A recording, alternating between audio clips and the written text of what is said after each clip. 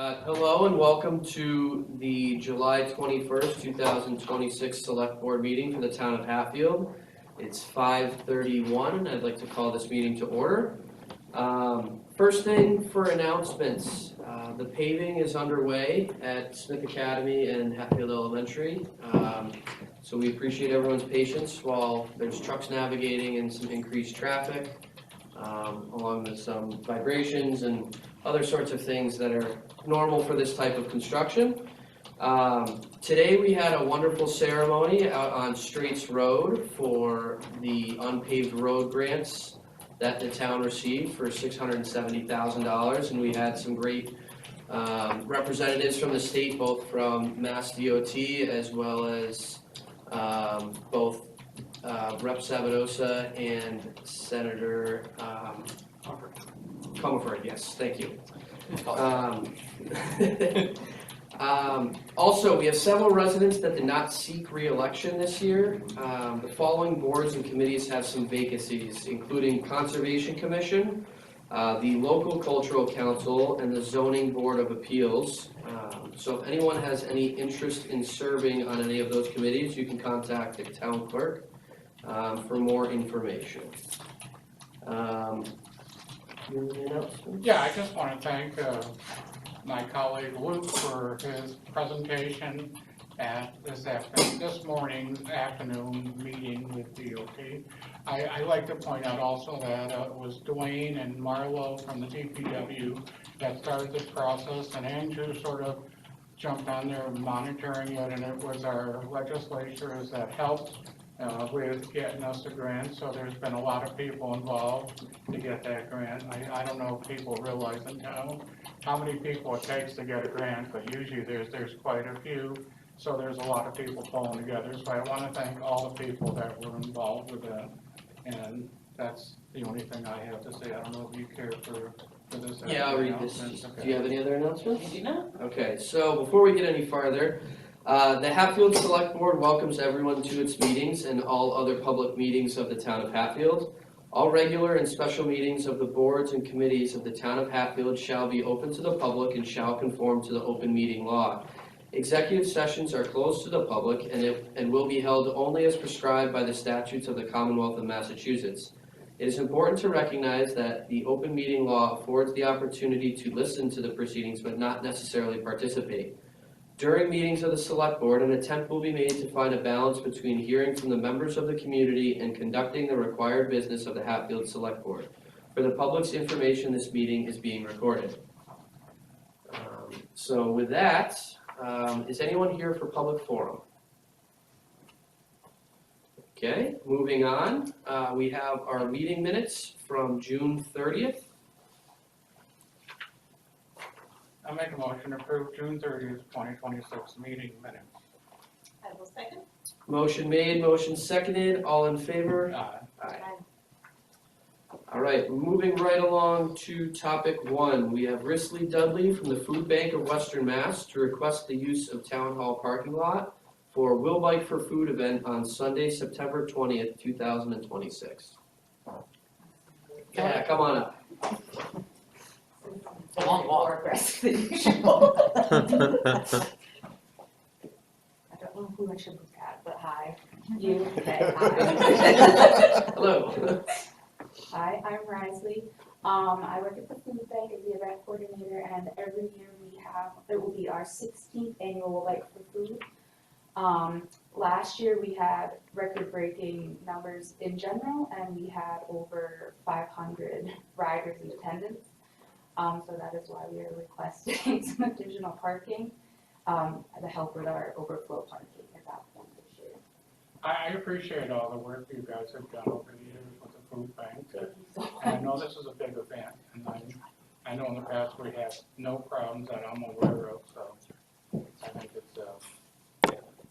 think it's a good thing, and I have no issue with this. I didn't realize it has been going on for 16 years. That's fantastic.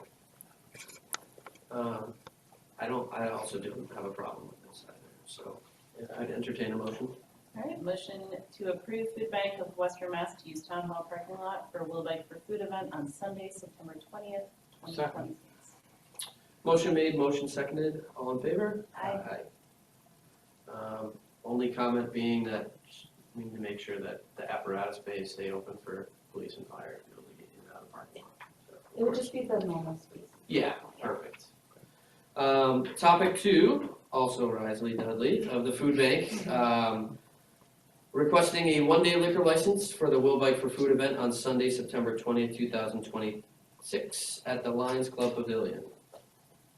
I'll make a motion to approve the one-day liquor license for Will Bike for Food event on Sunday, September 20th, 2026, to be held on the Lions Club Pavilion, 15 Billings Way, Hatfield, Massachusetts. Second? Motion made, motion seconded, all in favor? Aye. Aye. Fantastic, thank you. Thank you for the nice night. We will get you a signed copy of this shortly. All right. Topic 3, Christopher Cruz of Cantina Restaurant, the intentions with the liquor license at 127 Elm Street. There's been an email chain back and forth about what the intent is. Andrew, do you want to talk to this a little? Or? Yeah, I'm happy to address this briefly. Essentially, this license was held for Cantina Restaurant. As you probably know, Cantina Restaurant ceased operations here in Hatfield. It has moved to a new location in Hadley. Wish them all the best, hope all is well there. They still had their liquor license, and the liquor license is attached to the location and to the business, really. So we contacted the owner to see, what their intentions were in case they had any plans to try to bring back the business or anything else in some way, and haven't heard anything back from them. So we had asked council about how best to approach this. They said, after contacting the owner, then it probably could work best just to withdraw, revoke the license, cancel it, since the business is closed down. We have extra licenses in town, so if anybody did intend to use that space or anything else, they would be able to pursue a license separately. So it's not like they would have to contact this property owner to buy a license, which makes the license itself a little less valuable, and plus it would need to be renewed in November anyway. So I think there's limited. Can you have more than one license attached to the same property? I don't believe you No, you can't. would. No. So for someone else to be able to operate a restaurant there, they either need to purchase Purchase or purchase apply Cantina's for an restaurant existing, or, yeah, right? apply for an existing license. Gotcha. And we would probably, if someone else came in, they'd either have to purchase that or we'd have to revoke that one so someone else could purchase it for the same location. Does that seem right, Karen? Yes, that's correct. And Tom's comments, is his comment sort of saying it's best to hold up, or is his comment sort of saying it's best to move ahead with this? I was actually I more was confused, confused I was too. more confused by the thread than anything else. Yeah, and the council is essentially trying to say that we should give a reasonable amount of time for the property owner, or for the license owner to sell that license, or at least to let us know what they're thinking. If they are trying to sell it, then you'd want to give them some time to do that, but we haven't really heard either way. It's probably likely that if we immediately cancel the license, so if we'd done it, right when they had given up the license, it wouldn't look great for the board. So we have the opportunity to hold on a little longer if we want to give that reasonable time, but at the same time, we haven't heard anything, and there are licenses available for folks to apply for without having to buy one. Yeah, so if we hold off, it doesn't hurt anybody else that wants to apply for a license. How many licenses do we have left? I think we have at least 2, is that right, Karen, or just 1? Yeah, if not even 3. Yeah, I think, so is this like example in here somewhere where there are no liquor licenses and they wanna make sure that there's one attached to the business, is that? I think it'd be something similar to like what's happening in Northampton, where you have long-standing business that has been ceased operations, but one person holding Right. the licenses. Yeah. I do have a pretty good relationship with the manager at Posada and kind of a direct line to Chris. I'd be more than happy to reach out and see if we That's can not a bad idea. get at least a line of communication going. Yeah. So, Maybe we hold on to this. hold and on to can- this till next meeting and then we It can doesn't make hurt our us decision. to show that we're giving a little more time and then revisit it in August. Yeah, I certainly can reach out to them. Because my understanding is even if they found a new buyer tomorrow, the license would transfer with the location or? I think that the license goes with the business. Okay. I think the license is held by Posada Inc. and Mhm. Chris. It is attached to 127 Elm Yeah. as its place of business. Yeah. So even if the building sells, Chris still would own the license. Yeah, and then they could sell it or they could apply for a new one, but they wouldn't be able to hold it, get a new license for that location if there's still If one he that could sell. continued to- Yeah, because we'd have to revoke that. So I can certainly reach out to them and see if I can maybe get this squared up for us. And maybe we keep this on the agenda for next meeting and then we can move forward with cancellation if we feel like that's what's necessary. I agree with tabling this to next meeting, get some more information. We're not hurting anybody. Is that okay, Karen? You think It is, for us yes. it's all right? Perfect. And then Okay. I would just say, since we have a pretty thorough presentation coming up next for item 4, it might be nice to cover topic 7 since Chair is here.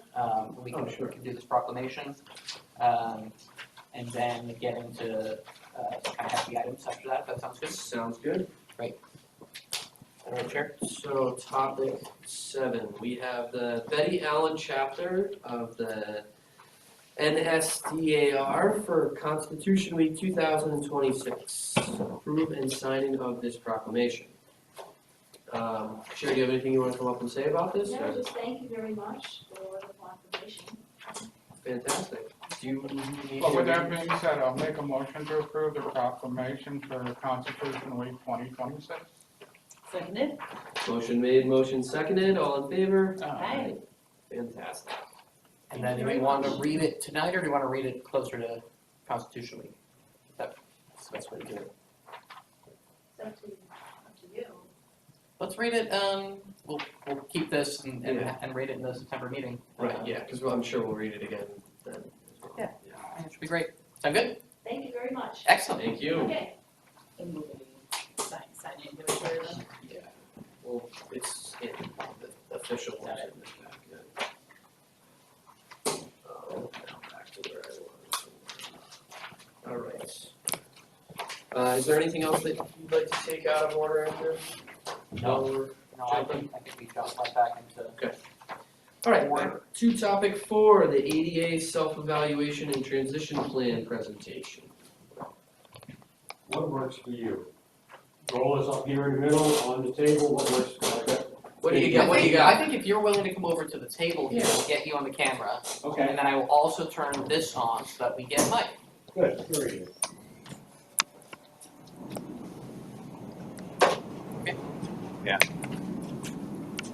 Oh,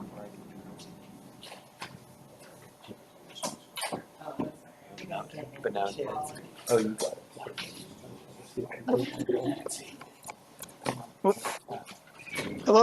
Hello, Jim. Hey Mike, how are you? Good. Good. And Town of Hatfield, thank you for having the Zoom auction because it would not have been a fun drive in the rain today.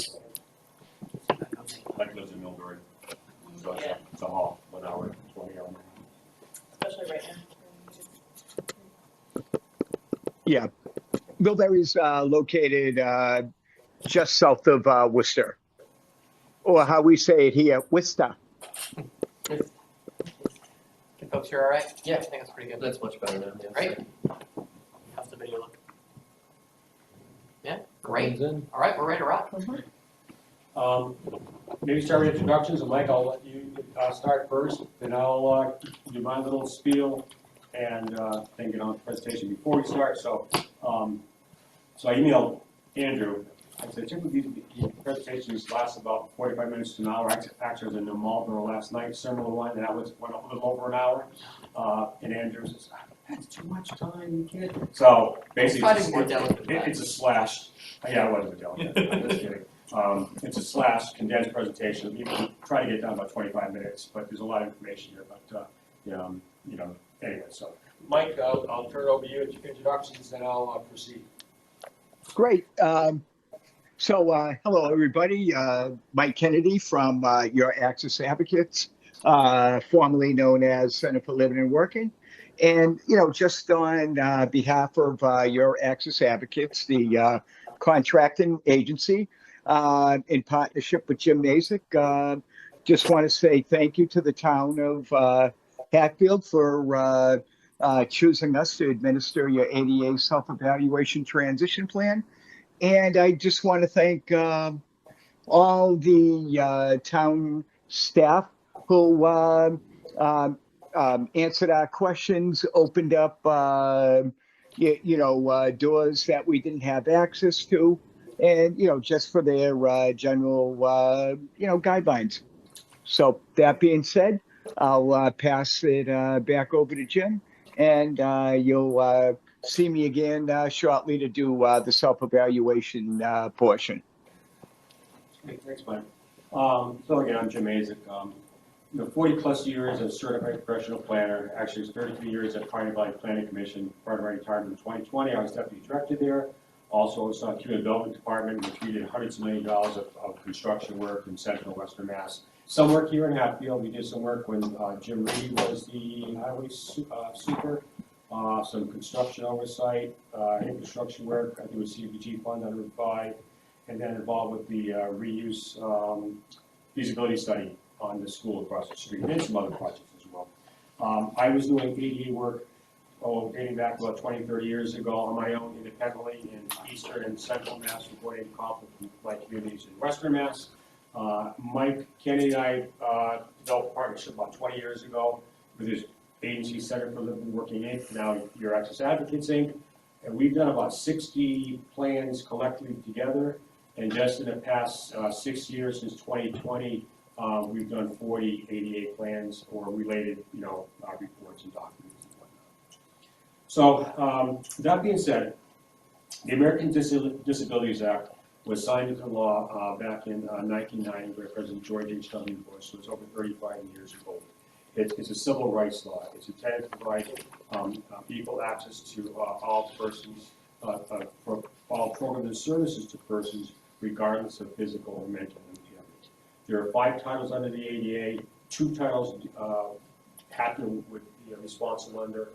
Title 1 is employment, equal employment opportunity, and Title 2 is state and local government's program accessibility, and under that title is a requirement for all jurisdictions to have a self-evaluation and transition plan prepared. So it's a federal requirement. Massachusetts also has a specialized section under the Mass State Building Code dealing with accessibility. That's 521 CMR, but it is solely a building code, and is only triggered by actual construction. And basically, the accessibility compliance depends on the amount of the value of the work being done versus the value of the building. This is a much more detail in the report. We spell it out with very specific what the thresholds are. So when we do these plans, we look at both 521 CMR and the ADA, and whichever is the higher standard of the two is what we include in the report in terms of what would need to be done to satisfy that requirement. So the plan that you have in front of you is about 221 pages. We have 4 sections to that areas. The first is the front end, and I'll get back to that briefly in a second. And then the second part is the self-evaluation, which Mike will talk about, and that deals with any policies, procedures, and practices. And the third part is the actual transition plans, the individual building and facility assessments. And the fourth part is the appendices, which includes any sample documents, any notices, sample policies, and then also some funding sources that are available.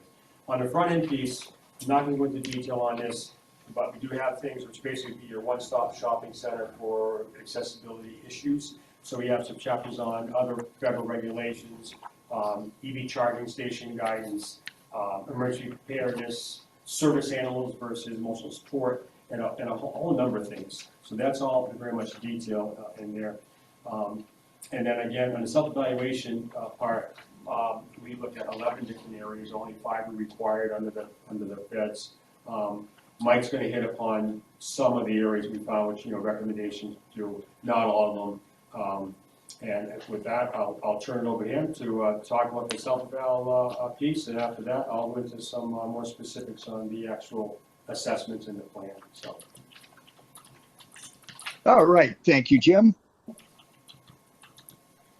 All right, so just bear with me. For the sake of saving time, I'm going to try to zip through my recommendations. But again, just bear with me because an auctioneer I will never be.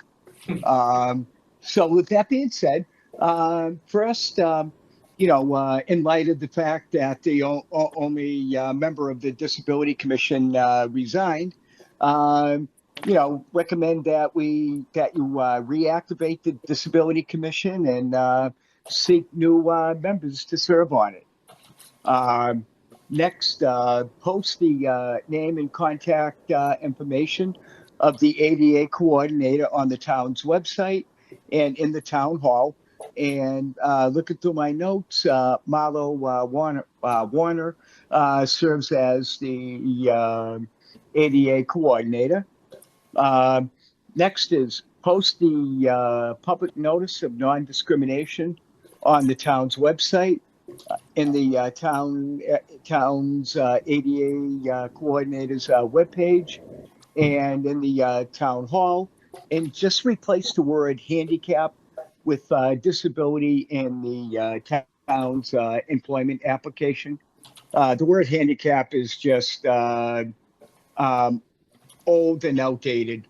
So that's why I replace it with disability. Post the ADA grievance procedure on the town's website and in the town hall to make it more available to all staff, departments, committees, and boards. Adopt a formal reasonable accommodation policy and develop a reasonable accommodation request form. Post these policies and request forms on the town's website and in the town hall. Incorporate non-discrimination language, essential functions requirements, reasonable accommodation language, and physical requirements in employment postings and job descriptions. Regularly inspect facilities to ensure compliance with the program accessibility and initiate repairs and actions as required. So for example, if automatic door opener button is not working, you want to try to get that fixed as soon as possible. Adopt auxiliary aids and or accommodation request language in all meeting notice postings. Consideration should be given to purchasing a assistive listening device, preferably a portable one that can, be used in different buildings for meeting participants that need them. It's also recommended. Oh, I already said that. But just be ready to be able to post, meeting notices and other documents and other language and other media like CDs, large print, audio recordings, whatnot, for folks that can't read the written word. And incorporate the guidance provided in Chapter 7 of the Hatfield 2026 ADA Self-Evaluation Plan when developing an emergency management plan, and more specifically that notice and assistance to persons with disabilities be included in the emergency management plan. Also, the code red sign-up link should be corrected so residents could be notified of emergency alerts. what I'm saying there is that at least when I checked it out, it wasn't functioning. So that is the very short Reader's Digest version of the self-evaluation recommendations. And if questions come up, you can certainly contact me anytime because you have my contact information, even after this meeting. So that is my piece, and I can send it back over to Jim. And thank you for having me. Thanks, Mike. Yeah, if you look at the plan, again, what Mike just went over is really 20, 25 pages in detail and much more. So I mean, just to save of time, we're just going to really quick, paintbrush, like one stroke. So the transition plans itself, the individual building assessments, or facility assessments. The format we like to do is, I'm going to hold this up, you can see this, and this is the same for all the facilities. We like to do a very brief description of the facility, basically saying what it is it two-story, when it was constructed, what's in the building, that sort of thing. And then a representative photograph in the front. We then like to provide, and this is the town hall, obviously. In this case here, we have 3 pages of narrative. This is the narrative description of everything that we found. We find this is very useful because for you as a board of select, maybe Marlo, he'll probably go into the weeds, but maybe others might just want a quick overview. They can read this and know generally what the issues are. They don't have to go into the very specifics and details. That's something that's not in your area, but it might be for others. So then we follow that in with the actual, this is the meat and the crux. We have identification of what the area of noncompliance is. We have what the federal regulation is, citation, what the state regulation or the 521 CMR regulation is, what the specific action needs to be taken. We give a priority rating, and that's described in the report, a feasibility rating also described in the report, and then a time frame and a very rough cost estimate. So that is provided for each facility in the time that we looked at. So with that, I am just going to go a quick overview of the general things that we found and looking at the municipal buildings, looking at the 2 schools, and rec areas and sidewalks and curb ramps. So what do we got here? We are looking at. Take your time. This is great. I promise. No, you're doing great. So, for general buildings, again, it's a broad brush, and these are typically the things we found. So parking. So typically we found there is no designated accessible parking in many areas. In some cases, signage was too low. Signage must be at least 60 inches to the bottom of the sign and no more than 96 inches at the top, so too high or too low. In some cases, the running slopes were excessive, must be level, no greater than 2% of the parking spaces. And in some cases, there are no van accessible spaces, and in some cases, there are no access aisles. Exterior routes of travel to some of the buildings had abrupt changes in level surface of more than one quarter inch unbeveled or more than 1/2 inch beveled. So that would be kind of a tripping hazard, also a difficulty for a wheelchair. Doors. Most of the doors had excessive operating forces, 15 pounds for an exterior door, 5 pounds for an interior door. And in many cases, the doors close too fast. They must take at least 6 seconds to close. Stair railings were typically not round or oval in shape. Many of them were rectangular. Some were too wide. The maximum is 2 inches exterior distance, exterior diameter. In many cases, the railings lacked top and bottom extensions. So the top extension is 12 inches parallel to the floor of the ground, and bottom, the slope distance of 1 tread, and then 12 inches parallel to the floor of the ground. In many cases, the stair railings are not at the correct height. So there's a range of 34 to 38 inches above finished floor to the top of the gripping surface. That's what's allowed. If you're below that 34, above the 38, you're not in compliance. In many cases, we saw some of the buildings non-compliant knob-style hardware. A knob-style hardware requires pinching and twisting of the wrist It should be lever style, like you have pretty much, I think in all of this building, there might have been one door that's not, I can't recall off the top of my head, which then you can operate with a loose grip or a closed fist, you're just doing this.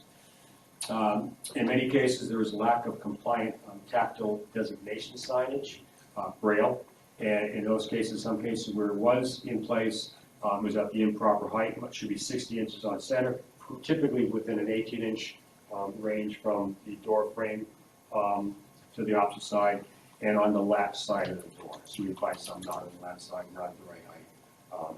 Reach range in many cases for adults, which is 48 inches under 529 CMR, was too high. Typically light switches, codecs, dispensers, defibrillators, drop boxes, earphone buzzers to get access into a building, were higher, 54, 58 inches or whatnot. In many cases, officer staff sinks didn't have the required 27-inch knee height or lacked entirely knee or toe depth. Basically, if I'm in wheelchair, could roll under.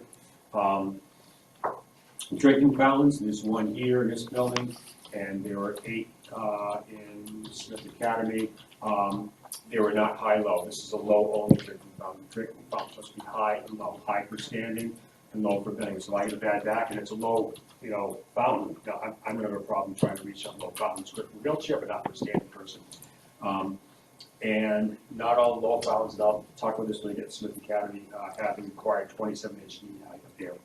Protruding objects, in none of the buildings there are protruding objects. A protruding object is anything that goes more than 4 inches from the wall into the accessible route of travel at a height of 27 inches and 80 inches. So if I'm sight impaired, my cane is not going to keep, well, I have a cane, it's not going to pick it up, or if I'm just sight impaired, I might not pick it up.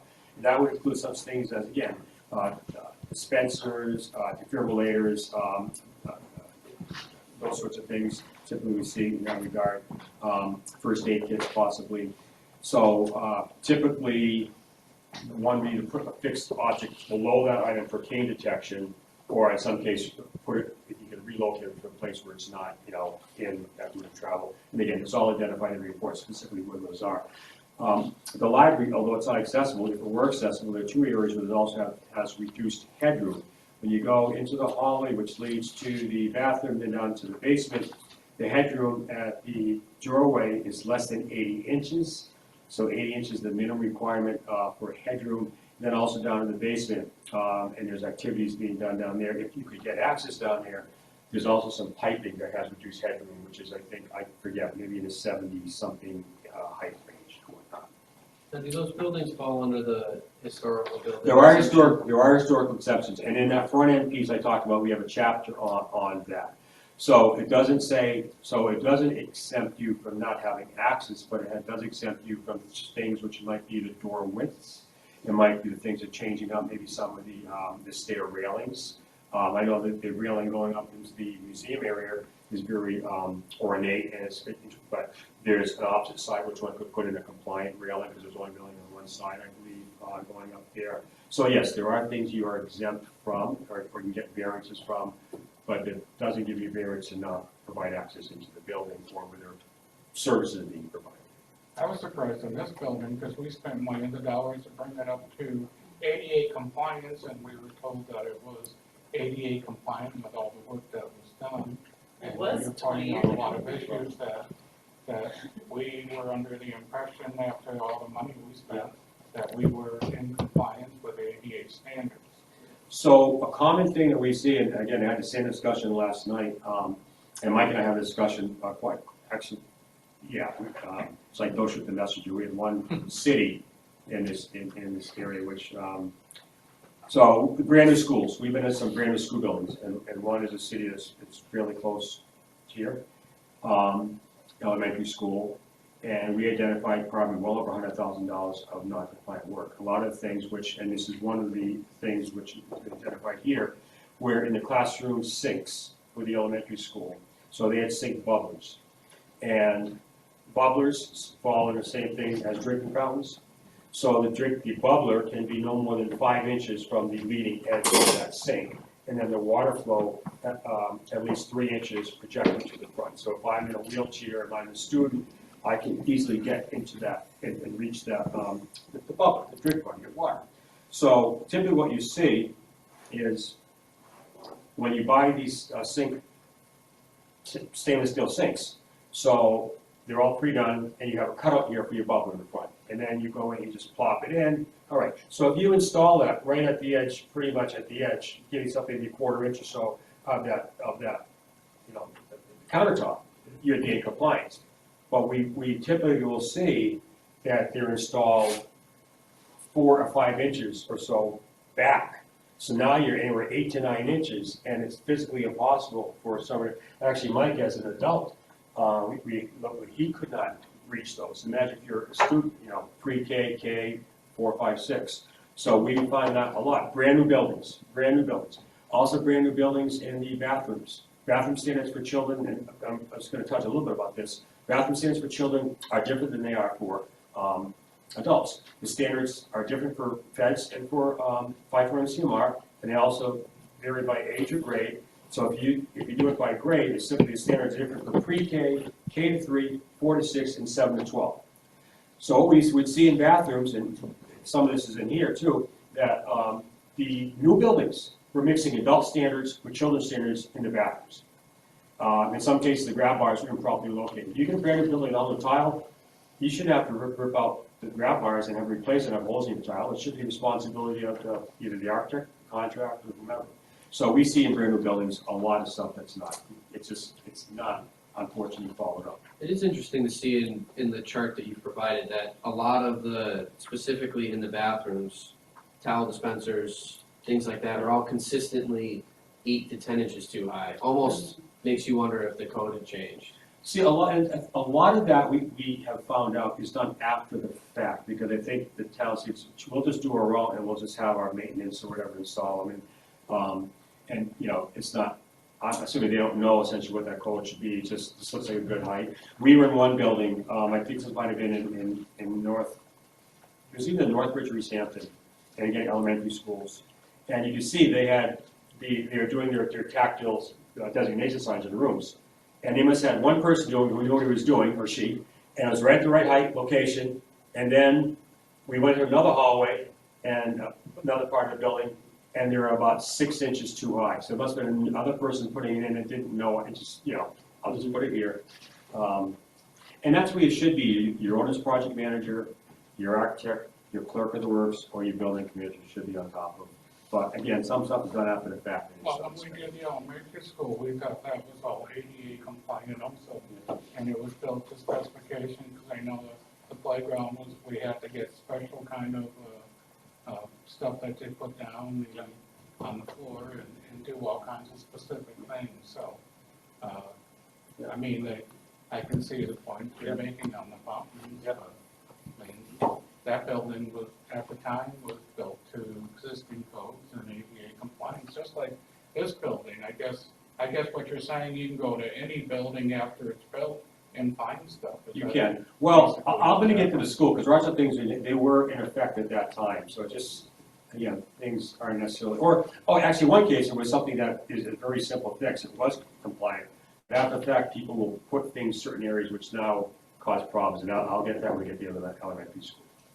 So, and a lot of them are easy fixes. A lot of them are not, you know, major things. Headroom. Oh, so one thing, I don't know if this is, I think this might have been one here too. So in some of the tables and desks lack the required 27-inch knee clearance for a wheelchair. I think this table is one. But again, you have a table right there, so if you have to, you could, you know, put a table here for someone, or bring a table up there for someone to use. A lot of these are very easy fixes. Doorway thresholds, again, similar with that, many of them exceeded the 1/4 inch unbeveled change in level surface, or 1/2 inch bevel change in level surface. Again, placement of items throughout some of the buildings reduced the clear width required 36 inches. And I mentioned that obviously the library have an issue with access into the building and no vertical access throughout. Bathrooms, adult bathrooms, typically found the code hooks were too high. 48 inches above the floor is the standard for code hooks for adults. Dispensers, it's a different height, it's 42 inches, and that's the operating mechanism. Whether it be a paper towel or a soap dispenser. In many cases, we found the sink piping was not wrapped, guarded, or insulated. Now, maybe at the time it was, and if things fall off, people don't replace and repair it. Grab bars are typically a little bit too high, so the grab bars should be 33 to 36 inches above finished floor to the top of the gripping surface. Technically, we have to write it up. If it's 1/2 inch or 1/4 inch too high, we have to write it up. Are you going to really change it? Someone's going to notice that, file it up. Peeling you know, but technically that your tolerance is at 33 to 36. But in some cases, we're a little bit too high. Some of the toilets and water closets lack grab bars in entirety. Typically, we find that the toilet paper dispensers are too far or too close to the water closet in front of it. These should be 7 to 9 inches on center in front of the water closet, at least 24 inches above finished floor. So that means it's easy to reach at. If you're out 15, 16 inches, it's more problematic to reach that toilet paper dispenser. Some towel and toilet paper dispensers were located over the grab bars. Under 521 CMR, nothing is supposed to be located over the grab bars. ADA does allow it up to, if it's at a certain height, but 521 CMR says nothing is allowed over the grab bars. And in many cases, there weren't sufficient water closet clearances. It should be 18 on center to the near wall, and then 42 inches far wall and in front. So you have maneuverability for a wheelchair and also ability to transfer on the far side to the water closet. Some of those are easy fixes, because maybe someone put a file cabinet, maybe someone put a table or a desk or a chair. But in some cases, it was a little more involved, because it might require moving a partition in a stall. The elementary school, so one of the things in a number of the rooms in the hallways, there should be 18 inches of maneuver clearance on the latch pull side of the door. So if I'm right here, 18 inches of clearance, so I can get my wheelchair, and this went out to pull here and get in. Most of that was because people place desks, cabinets, chairs, tables. So, if there was going to be someone in a wheelchair using those rooms, then in that case, they'd have to move those items that were placed there. The hallway lockers and the shelves are all too high. I mentioned there are different standards for pre-K, K to 3, 4 to 6. So the range is going to be typically, I think it's 40 inches for the majority was K to 3. And these were up to 54 inches in height. So a simple fix, because those shelves are all adjustable. And all you really need is no more than 5%. Just lower some of those shelving.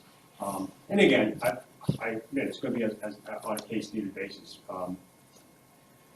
Under the ADA, glass panes can be no more than 43 inches above finished floor. So if I'm in a wheelchair, I can view through those. So some of the classrooms, but also some of the hallway doors, I believe. In many cases, the hallway doors are open. So I mean, that's not an issue. And if you need to block or frost some of those windows, and most of the teachers block their windows and put some kind of shading or something there. We found that typically items were stored under the sink, so reduced, and they were accessible sinks, were reduced kind of knee and toe clearance. I mentioned the sink bubblers. The bathrooms were issues. I mentioned the different grade levels and standards. None of the bathrooms were fully compliant, both adult and for children. The children's bathrooms in the hallways had a combination of both adult and children's standards. So you might have a toilet that's 14 inches high, and then grab bars are 36. So you know, a little one, trying to get the grab bar up here, so that doesn't quite work. And also the dispensers were pretty much at an adult height, too high for students. The all-gender bathrooms, which is tended to be for anyone, students and adults throughout the school, were all just at adult standards. So we have a recommendation on how that could be addressed. And then the hallway bathrooms, which had accessible stalls, typically the doors opened in and not out. They lacked pull devices on both sides of the door, coated too high, and the doors didn't self-close. So if I have a door that doesn't self-close and no pull devices and I'm in a wheelchair, I've got to reach down below the door like this to close it, and then reach up here to latch it. And if I had my pull devices or if it's self-closed, that wouldn't be a problem. So it can be an inconvenience for some people. I'll give you another 2-3 minutes, I'm done. Smith Academy, similar with the movement clearance on the electrical side of the doors, similar with the hallway lack for coat hooks and shelves, similar with the glass panes. On the drinking fountains, 3 were high only, 5 were low only, and of those 5 low only, only 1 had the required minimum 27-inch knee clearance. Their office counters were typically too high, and again, the sinks were typically too high, and they lacked knee height and toe depth.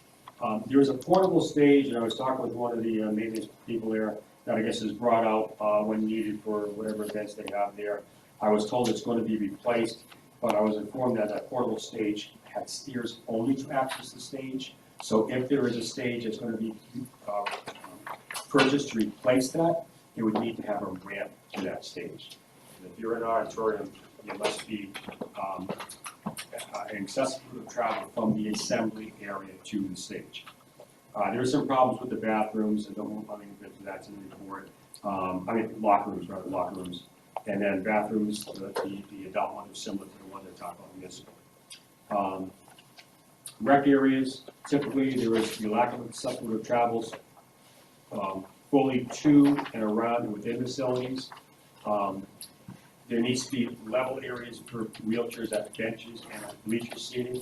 Wasn't the case. Picnic tables need 90 inches of knee depth. Wasn't the case. At the elementary school, there's a chain, at least one chain link gate, it could be 2, the playground. So under the ADA, there needs to be a smooth surface from the ground level to 10 inches up on the push side of the gate. So presumably, if I'm in a wheelchair, then I would be probably pushing to get in, my clothing or my chair's not going to get caught in that chain link gate. That I believe is the rationale behind it. Portable toilets. I believe you have a portable toilet, but it's not accessible. At the elementary school fields, you have one portable toilet not accessible at the girls' softball field at Smith Academy, and you have a portable toilet accessible at the boys' baseball field. However, the baseball field one, which is fully accessible, is not ADA compliant. Mike and I find this all the time. The dispensers are all too high. They're more than 42 inches. The dispensers are actually located over the grab bars, not allowed under 521. The toilet is too high. I think it's by about 1 inch or so. And then the setbacks are not met in the front and on the side of the toilet. So in the front end piece I mentioned, we have a section on portable ADA compliant toilets. You can look at that. We have a couple of photos of what they should look like, as well as descriptions. Playgrounds, the equipment was, there was no accessible play equipment, and the playground services was predominantly wood chips. Wood chips may be okay in the fall zone if it meets certain ASTM standards, if it's relatively newer material, but it's not an accessible route surface material for route of travel because there's too much drag, and a wheelchair, arm braces, whatever it may be, walker if you're an adult. And then both the Smith Academy baseball and softball dugouts have 4 to 6 inches of abrupt changes level surface access into those dugouts. I could be a coach, softball in a wheelchair, but I can't get into my dugout because it starts raining. So that's an indication of an issue. 4 more bullets: sidewalks and curb ramps. So we focused pretty much on the town center. We did Smith Academy entrance. We did Main Street. Maple Street and Elm Street. Overall, decent. I mean, you're relatively flat, and pavement was good. There are a couple of areas, exceptions. The Smith Academy crosswalks and the school and Main Street area, those crosswalks, curb ramps, lack detectable warning strips. There are some areas on Main Street and Maple Street, and this is due to trees, and I'm sure Marlo's aware of this. You've seen it. The trees and the tree roots, very common, which has caused abrupt change in level surface, excessive running across slopes, gaps, little deterioration, and that sort. On Maple Street Bridge, there's and you probably are aware of this too, very severe concrete deterioration resulting in abrupt change in level surface and deteriorated surfaces. And there's also a 2-inch abrupt change in level surface from the transition of the asphalt to the concrete. So that's not only a tripping hazard, it's also a problem with a wheelchair trying to get up with that 2 inch, which, I don't think it's nothing, but it actually is quite a bit for your chair. And the final item on Elm Street, and this, when Mike talked about maintenance of items, this would fall into the category. On Elm Street, I can't exactly call where it's, I think it's somewhere near the bridge, but there's vegetative overgrowth into the sidewalk, and that's reduced the clear width to, I think, maybe 28, 30 inches, that's at least 36 inches. That is a very quick overview and summary of everything is, very much detail in here, but that's just kind of just very, broad brush of what we found in our findings. There's certainly a lot of information. Thank you very much. Any questions that we have for Mike or for? Well, I mean, it'd be nice if we formulated, we had like a punch list, and then we could see which items are possibly we could work on in the future, and which items might be capital planning items, go to capital planning, et cetera, that's all I'm saying. That seems to make more sense to me to have a whole list of items on a separate data sheet and see what it is that we can do, what it is we can't do, and of course the bottom line would be funding in the future, how to fund some of these changes, because I know we've tried over the years to be very on top of ADA compliant with new buildings, and I know some of the existing buildings like the library is a challenge, but it would cost a lot of money, and that's why the town has sort of been, let's wait on them. But if it's quick fixes, like you say, like for the schools or something that's helpful for those in wheelchairs, something that we either contract out or do in-house, we just need a list, and then maybe within a year or two, we can get some of that stuff done. You have to realize too, we're not a city, we don't have, big departments that do all this stuff. Right. We're very small, we have small resources, so how we tackle things, we have to be sort of creative about it, and sort of it's more of a long range type of fix instead of a short term fix. We always get asked the question, well, what should we do? Well, we tell it's really your choice, but we're going to say, what are the areas, buildings, facilities that get the most activity or that serve the, population need. So typically, would be your library, but your library is a whole big issue itself because of it's not accessible, period.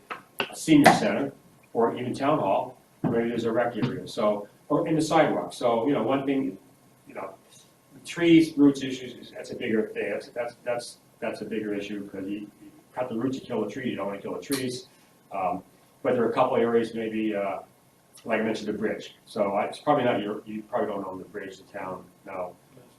But maybe that transition asphalt to, concrete, just a little bit of a patch in there to maybe smooth that so you can actually now get that and not just have that 2 inch lip there. Things like that. If there was something where, I can't talk ahead in the senior center, we had one senior center, which one it was in, where in the bathrooms, I think it was West Springfield, we just finished up their plan. So they changed out, in their accessible bathroom stalls, they took out the required grab bars, which are behind and on the side for a wheelchair to transfer. And they put in one which would be for an alternate accessible stall, basically mounted to the floor. So basically assists you getting up and sitting down for a person who's not in a wheelchair. Well, you can't do that because now in a wheelchair I can't use that accessible. So what we said, them made perfect sense. Okay, take those out, get your new grab bars, a couple of modifications needed, and then you have like 5 other stalls in here. You just buy a couple of sets of those grab bars and put them in the other stalls. Now you've got both, and it probably costs you, I don't know, maybe $700, $750 for the grab bars. And you can do that with their in-house people. So something like that was an easy fix and would basically help folks. So things like that. See, where is it that you get the most activity, and then take it from there. Well, thank you very much for the report, and there's certainly lots to go through, so we'll start digesting. Yeah, Do you very need quickly. to make sure that we find a new ADA commission member right? That's huge, yeah, That's a big part of it for the checklist on the back, and then also I think making sure the school has this. Yep. A lot of it Great is, idea. a lot of it is the school. So what we, so we did find, after finishing down, we went through a few things, we found, a few typos and corrections on some of the links and that sort of thing. So I made those, and then, Mike had a couple of things he found too, so we've done those. I haven't sent them, I think, corrections, I don't think I have back to you on those. So we typically would ask, maybe hold on a couple of weeks, if you have any more, if you go through any more comments, let us know through Andrew. And then, once we get the clear, then we can get the revised final electronic copy, and then I forget how many hard copies are required. The printing costs used to run up, so they don't want to print them, and have to reprint them again, so, and then we'll get all those to you. And the final thing that both Mike and I mean, we're available, for follow-up, on things that come up. I mean, we do it all the time. We have towns we've done work 5-6 years ago, we get phone calls from, and, provide technical assistance on it. It just, if we can do it over the phone or by an email, send us a photo, this kind of thing, and, no charge, we just will, if it's something, I mean, I don't live far from here, if it's something we're gonna be in, full days worth of work, or something else, but it's something, an hour here, an hour there, that's, don't hesitate to contact either one of us on systems. awesome, Thank you. thank you very much. Any other questions? Great, Good? Thank you. Good. All right, thank you, Mike. all right. Yep, thank you, and have a great rest of your evening. Thank you so much. Thank you. Thank you. Okay. Moving on to topic 5, which is the Western Earthworks letter of support to Mass DOT for new property entrance. I believe we have a couple people in the audience to come on up and talk about it. Sure. Yeah.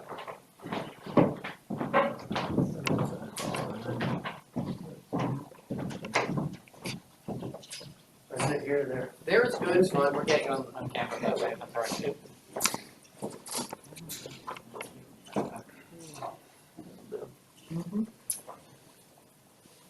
go ahead, just tell us a little about what you're looking for and what the change to property would look like, everything else.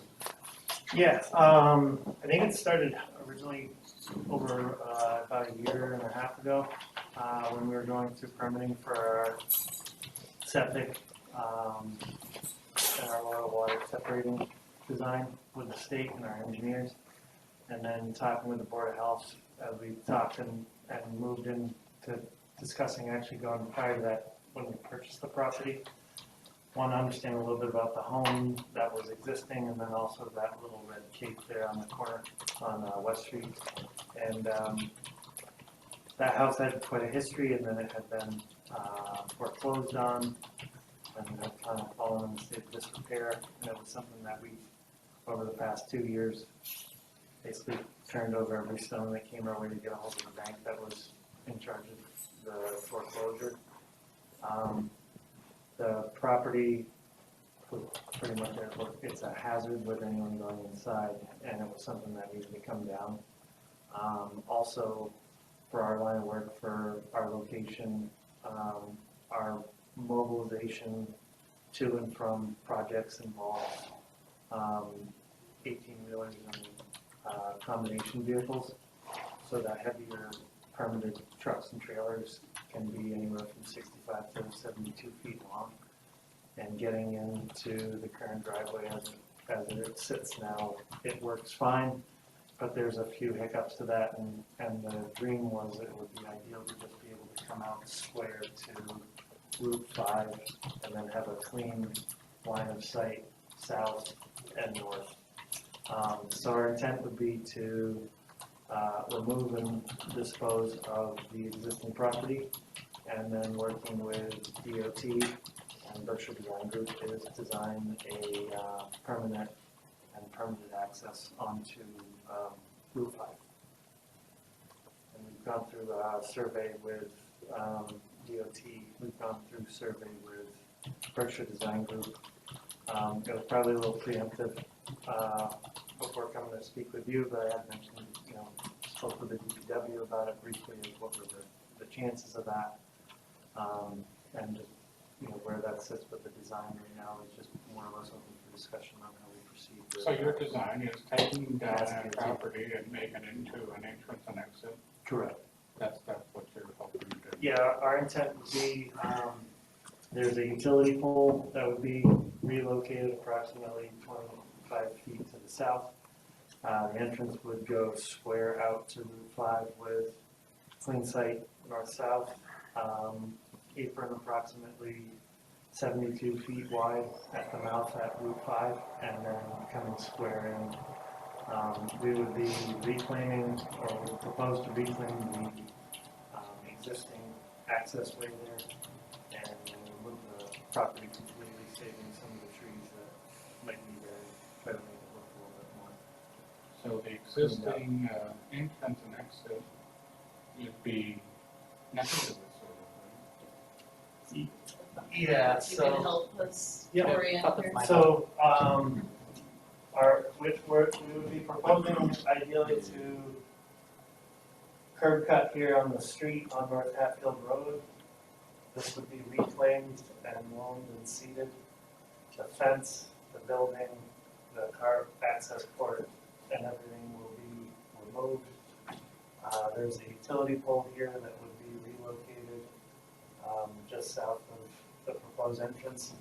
And then this entrance is going to come square out to Route 5 and flare at the curb. So it'd be a direct access from Route 5. So what is the North Hatfield Road entrance? Is that going away? That's all gonna be repeated? We would be proposing to remove all the asphalt and Yeah. then from the curb line, loam and Yeah. then seed this, so this would all be green space. Yeah. There's gonna be any open space now is kind of resituating some of where we're keeping some of our implements, parked there, but this would be, So does this have to go in front of the planning board? The planning board already, does this have to go in front of the planning board? That's a good question. I'd have to check on that, because I would think so. And then the building inspector has to review the plan to demolish 320. Property, right?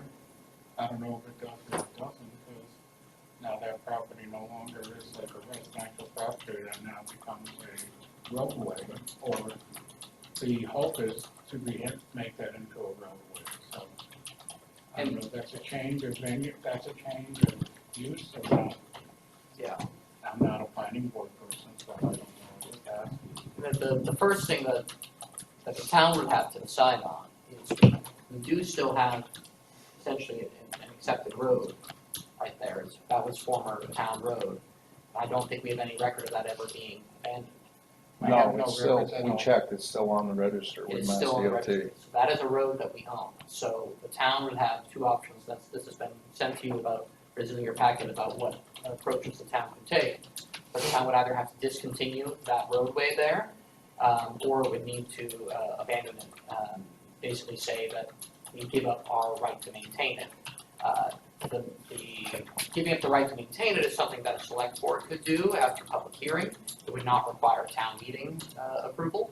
But discontinuing the road, which is really the cleaner solution, because in abandonment, you're still essentially saying that it is a road. In this case, we really are trying to say that we don't want it to be a public way anymore. In that case, it would, ownership would then go to the abutters on either side, which in this case would be the same person, it would be at Western Island. So basically, we just say we're not maintaining that road anymore, abandoning it, then we don't have to go to town meeting. That's But correct, if we discontinue that as a road, then we have to go to town meeting. that's right. They essentially kind of do the same thing, but if you just say we're not maintaining it anymore, it still kind of exists in the record as a road that folks could try to cross. It doesn't necessarily make it no longer a road that's then owned by the abutters on each side, which is more important. So they would be crossing it at their own risk because it's an abandoned road. That's exactly right. Interesting. So, Jack, what's your timeline for looking for support from MassDOT? I think being familiar working for MassDOT, knowing the time that it's just something that we wanted to get started on now. Okay. The home, as far as the demo, going through demo permit and seeing if there's any need of abatement on the property. The design survey, knowing it's a process. For us, this is something that, we'd like to clean that corner up. But knowing that that takes time, I guess I don't have anything on my calendar at the moment. That's fair. So my next question is where the old road is, I mean, there used to be the road that went out to 5 and 10. So the road where the grass is in now, that now is whose property? Is that still part of the old road or is that just, If we were to discontinue the road, no, I mean right now, I mean, is that still where the the town owns grass is that. out to Correct. 5? Town on the road. The road, the town owns that right now. So where the grass is, the town still is considered part of the town. It exists on the record, on paper, as being a road that the town owns. If we discontinue it, it'll become taxable land. I need to check on that. I would think it would, but yeah, I need to check on that. Are there any I- plans for beautification? Obviously that, it's an interesting thing to drive by every day. Is there plans for some way of, making it more appealing for us as a town coming into our town? Yeah, I mean, we've barely just survived a move, where we have been moved in about 2 weeks fully, completely. I think we're open to discussions on what that is. So I gotta ask, where the grassy part is that abuts North Hatfield Road on the curve there, you're want an entrance exit past that, where the house is, or? Right here. Just to come straight Straight up. shot? Yes. And how close is that to your butters? I don't know, because I haven't measured that, but that would be easy to do.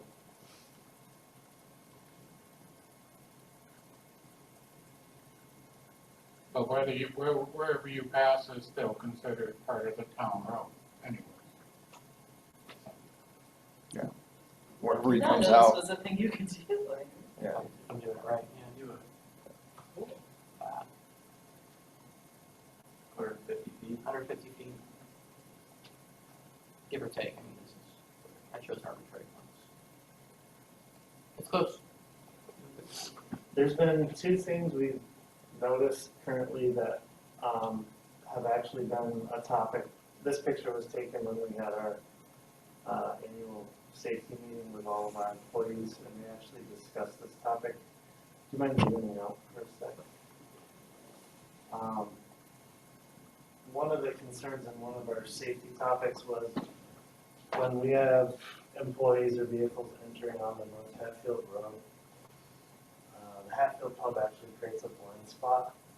So as you pull in, and you're pulling in North Hatfield Road, when you're cutting across the peak of this apex, you can't see who or any oncoming traffic. That was hazard number 1.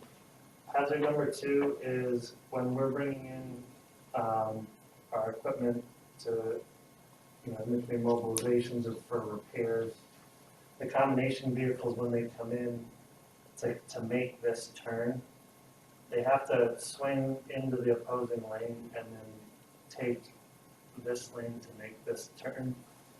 When they come in to swing wide, if they catch an oncoming vehicle, it leaves the trailer out in Route 5, which is 55 miles an hour. And then I've come in early in the morning on occasion, and there have been reefer trucks from the produce areas that are parked there. And then with that being discontinued prior to the building going up, I had guys coming out with people parking next to that condemned house after hours that were doing suspicious things, of which I've called the police about. So access-wise in that blind corner, we brought up that it is really good.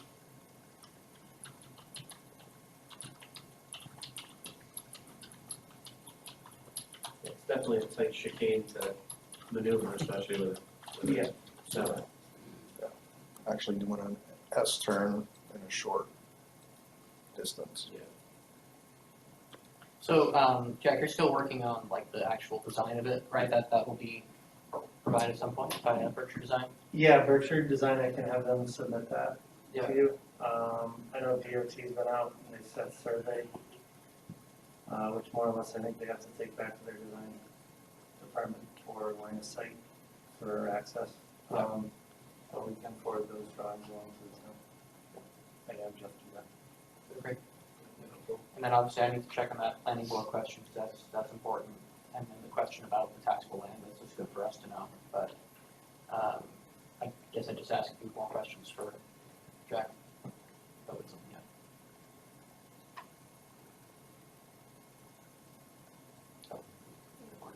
yeah, I mean, I think the thing that's gonna, more than certain will come up is that portion of existing North Hatfield Road, that even if we abandon it, people are going to see an inherent value in that, so there might be further conversation of if there's compensation that's owed to the town for that or not. So I wouldn't be surprised if that conversation comes up. The other thing being, yeah, of course, Mass DOT's comments coming back on line of sight, and if a new curb cut apron of that size is allowed that close to the entrance of North Hatfield Road or not, would be the other big hurdle that I would see happening. And then, of course, you know, chance for a butter comment and stuff like that as well. I certainly can understand the need for the access and how it would make your entrance exit safer, but also the entrance, or by moving your entrance, it would also make it safer for everybody else navigating North Hatfield Road, especially busier times of day. So I can sympathize with the need to do this for sure. You guys have anything else? I think probably I would suggest that once we have the actual printed design that we can put up from Berkshire Design and everything, probably a hearing of some sort in, you know, letters to the abutters to be able to come to it and discuss any questions or comments they might have for a chance for review. And by then we should be able to get some more clarity on what does abandonment of that road bed look like. You know, any land use questions that planning board might have or ZBA. Because that, essentially that hunk of road bed would have to, if it's going to become yours, I think would have to go to a town vote. Yeah, to properly, Right. discontinue it. I Yeah. have noticed, I believe the bounds come in to where, 320 here owns this space, Yes, exactly. but it's maintained, the town has been maintaining and mowing this, but this has not been plowed. So I don't know whether that, if there's like a use here, because there's a lot of signage that goes up, communication about I things think- going on in town. Yeah. There would be a The reason the swap. town was mowing it was largely because of the previous owner just didn't. Yeah. And it was difficult to see around that fence corner. Yep. So I think it became the kind of thing where it was better for the town to maintain it for, you know, line of sight purposes and stuff like that, so. Unfortunately, for years, there was always issues with the property owner, and, you know, there was, Board of Health was involved, and it went on for years. And I don't know when that new exit and entrance went in, but I do know that the DPW has not maintained that section since that happened. Yeah. We've done nothing in there. I've poked around and asked people who have been here, and so we haven't been maintaining it regardless since that. But I do agree that if we come back with Berkshire Yeah. Design and we allow a hearing on it to give the abutters the opportunity to voice their opinions, then everybody has a say in it. Just, think about what is in it for the town, what's in it for the abutters, and from that perspective, I think we'll go a little bit. I'd say we can offer things like trees and walls, but I don't know if that works on entering. Not saying, give to get. I'd also say, we'll, you know, would we forego the cost for any sort of abatement and demo of the existing building or something that sounds like it's been a bit of We definitely need a couple more, if we abandon it, a couple more of the sharp turn chevrons too, because I think there's only one there to the right. Oh, yeah, if the road. We'd have to add a yeah, couple you could more. line that corner with We them need for at least sure, 3, I think.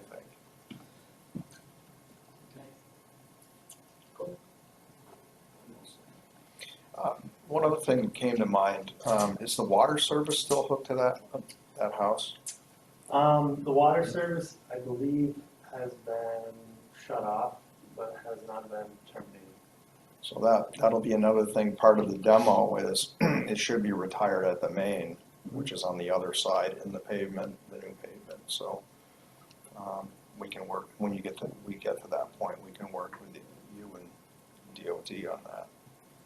Yeah, I think that might be something where with that there would be, I mean, this is a discussion along the way about leaving that service open and using that for things like filling our hydro seeder or water trucks, because we're using water regularly on other projects for watering trees and so on.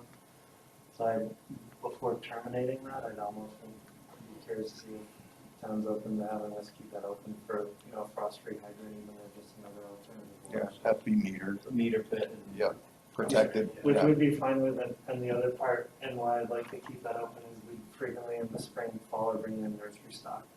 And then being able to keep stuff watered and irrigated for, as we hold it over until the project's started complete.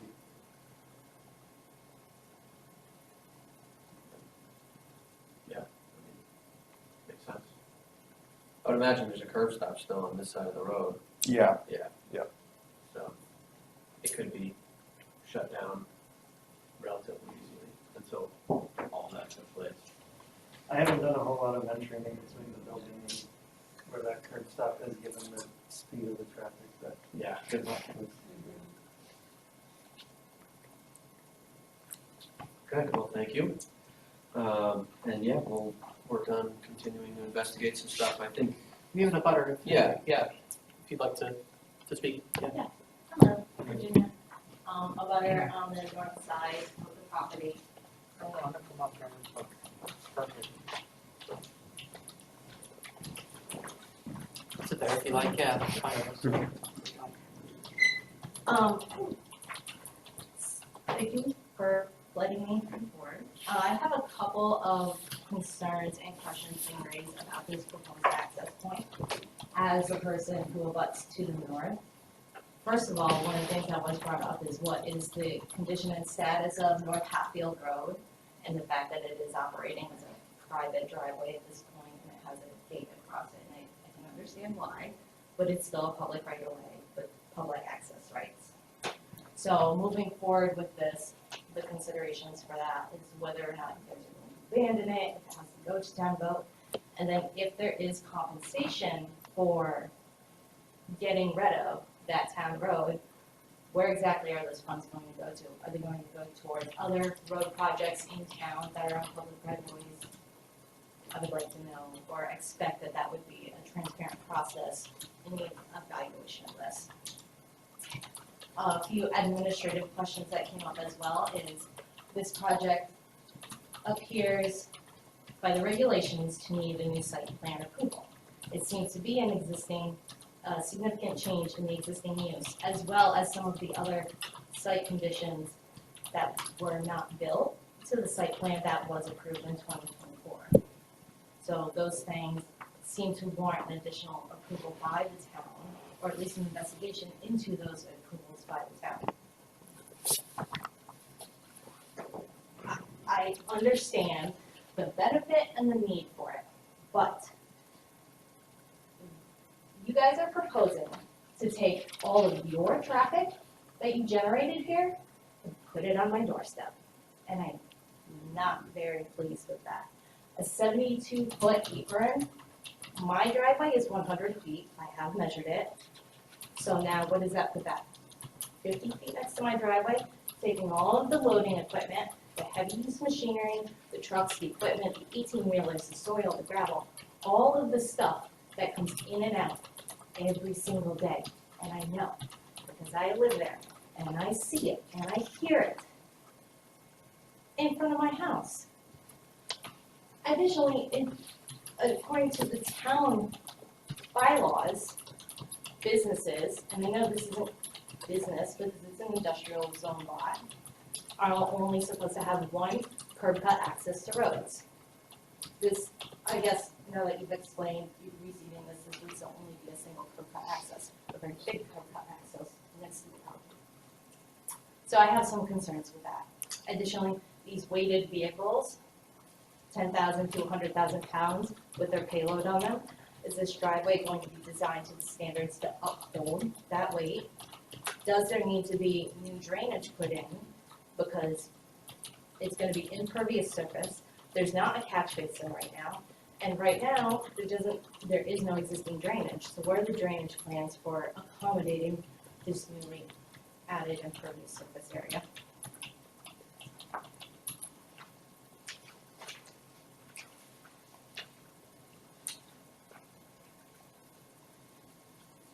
And one of the other things I did want to mention is that during the initial site plan hearings for traffic considerations in this, is that the vehicle access was estimated to be at 3 18-wheelers a month dropping off of equipment. That's not a real thing that's been seen, honestly. And then the last sentence or last paragraph or so of the letter sent with the site plan said that there is no turning movements can be accommodated as existing without any off-site improvements. So that indicates that during the initial permitting process of this access was fine to begin with. So what has changed since then that would warrant them to want to propose a new access at this location? Just some of the concerns I have as a direct abutter. But honestly, I'm sure you've all seen paperwork from me that this has not been an easy thing for us to deal with on the north side of the road. So I just want to make sure that the town is looking at this not just from a profit standpoint, what can the town make off of it, but the rest of the neighborhood as well.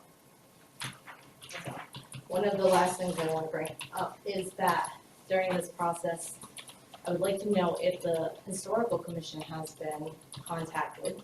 A historic building was demolished, a second historic building is proposing to be demolished, and there are also state standards and federal standards that go along with how you demolish historic properties. Where's the due diligence? I'd like to know that there are many permit approvals and projects that get applied for, and I'd like to know that the due diligence was done both on the applicant's side and their consultants, and then on the town boards as well. Because it honestly feels like a lot of things are just getting pushed through. Well, actually, some of the stuff you bring up is with other boards, meaning if they request a demolition permit, then I believe our zoning officer or building inspector is supposed to know whether or not he notifies the historical commission. So that's sort of on their part.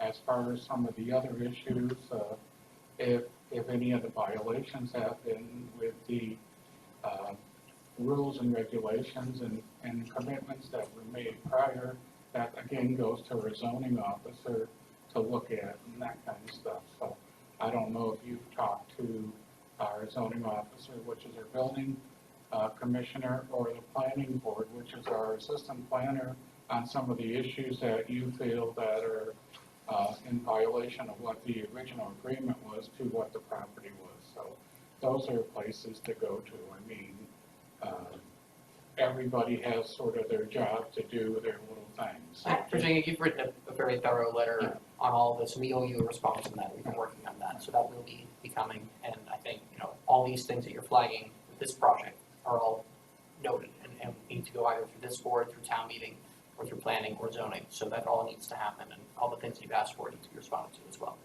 So that's another reason that if this is required of the planning board, or even if it's not, we would still have a hearing, and then we would be responsible for addressing the concerns and find out whether those concerns are valid or invalid or whatever. No, I agree, and I see that. I just wanted to flag the fact that nothing in town is very transparent when it comes to permitting and approvals and things like that. I mean, I don't know that these things have happened, so now I have to come to everybody else and say, did you do good jobs or not? If there are things like public boards, public forums, town websites where things like notice of intent can get posted, site plans, abutter notifications. I mean, without a site plan review, this accessway and driveway would go in without an abutter notification.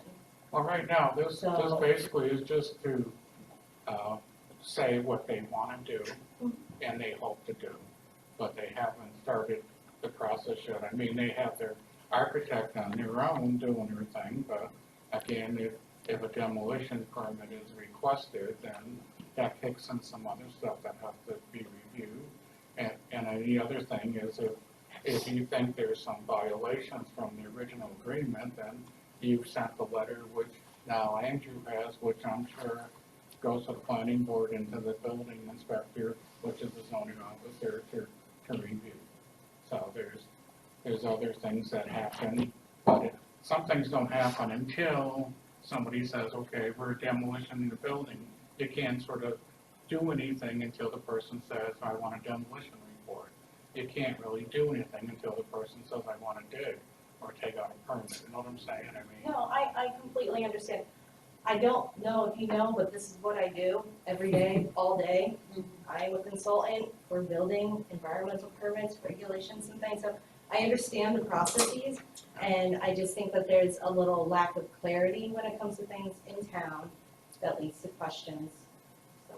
I think that's something we want to do better on. I think if we can be transparent, if there's ways that we can improve that, I'm happy to talk to you. If you see towns that are good at doing this, whether it's using, online systems, anything else, want to do more of that. I found our planning board to be pretty transparent in what they do. I think we have a new zoning enforcement officer, and I think working to make sure that he's being transparent in a way that works for residents is important. So all of that is the things that we care about.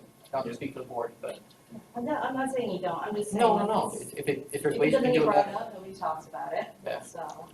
And bringing these issues, up and to light is the fact that during the first approval process for the work, there was one public hearing about it, and that was it. The permit was approved at that public hearing, and all the things said at that public hearing were not taken into consideration. Many of the things that I reiterated in the letter that was sent. And honestly, it seems a little sketchy. So I have to look out for my best interest, because at this point, it doesn't seem like cumulative impacts are being considered when we do permitting like this. The pickleball court up on Route 5, Omaston Landscaping on North Hatfield Road, I don't even know what it is, over near 8 or 9 North Hatfield Road. All of these are large industrial-sized projects that went through. So when we're talking about traffic patterns then, they might have a study that only considers the traffic pattern in and out of their driveway. But what about the cumulative impacts of everything else? Moving an apron closer to my house is going to put all of the traffic stopping and starting and idling in front of my house instead of at the already designated intersection that has a stop sign and allows people to go to and from. So I feel like there are some things in there that if they don't get brought up, it's not exactly in a regulation itself, but those are things to consider for the town people.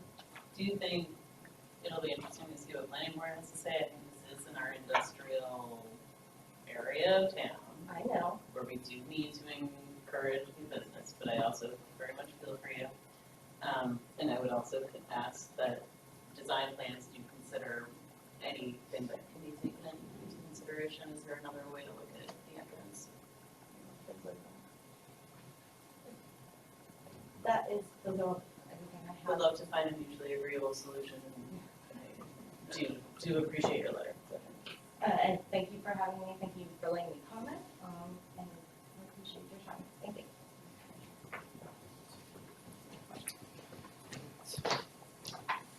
I think that, we've heard kind of both sides briefly. There's more to come. There is more to come, yes. I do think having a full hearing on it would be something, once we have more documentation, design and stuff like that would be largely helpful. And I do appreciate your intention to figure out ways to better increase the transparency, how other towns are doing this. Yeah, Yeah, I mean, I think, there's some things that can work, but. yeah, there's At certain this things. point, we are small, we're mostly volunteer, Yeah, tiny little yeah, town, of course. but It is a small town, and also to make the point that all of the meetings where these things are discussed are public meetings, and they're open to the public. Many of them are largely recorded, so it is accessible. Is it always convenient? No, but, and just to plug, everyone can go and sign up for every single minute, town meeting minute, and meeting notes on the town website. all right, good. Yeah, I mean, I think we haven't formally met. I think this is a terrible place for us to formally meet. Mario and I run the business together. And, Met her actually. Yeah. At Dave Pond. And I think, I think where you work with your environmental regulation, we cross paths and familiar with your employer. We're here to do right. And I just, on behalf of being here in front of the town and with you here, you know, like I would want to know if there are problems, and we're approachable people and we want to be good neighbors. So if there are neighbors there, I'm from a small town, I was born and raised in Buckland and Hatfield, and I'm here to be a neighbor and not be a burden. So I apologize if anything's taking place, but we come with the best of intentions. Well, you guys all seem smart and rational, so maybe you can work those things out together, as neighbors. Maybe there's something you can discuss and get together on and figure things out. So that's another option. Yeah, I mean, however you like to do it, to sit down and talk, we're open to that. I think seeing your letter and reading through it, I will admit that there was a level of guilt I had the day that you took some of these pictures regarding noise and dust, because we were frantically trying to move an entire business and function a company and build a shop all at the same time there for a period of weeks, which was just absolute chaos. I felt like I had been very patient with everything going on, and then it just kind of hit a level. I had been 2 years of work and stuff, so, and there's just. And we had some setbacks with stuff happening. was on our own with the construction of it, so I think as of July 1st, we were officially moved in full-time, and if there are things that we can do to improve to help your quality of life, please feel free to talk to Mario, who's sitting next to me, or myself. Thank you guys. Thank you. Fantastic. Wonderful. Moving on, topic 6, we have the oh yeah, thanks. Thank you. We have the acceptance of the donation from the estate of Robert L. Hebert. The donation of the bench, we discussed this last meeting, and we were looking for some clarification, if I recall correctly. Yeah, there were a couple things we need to try to figure out.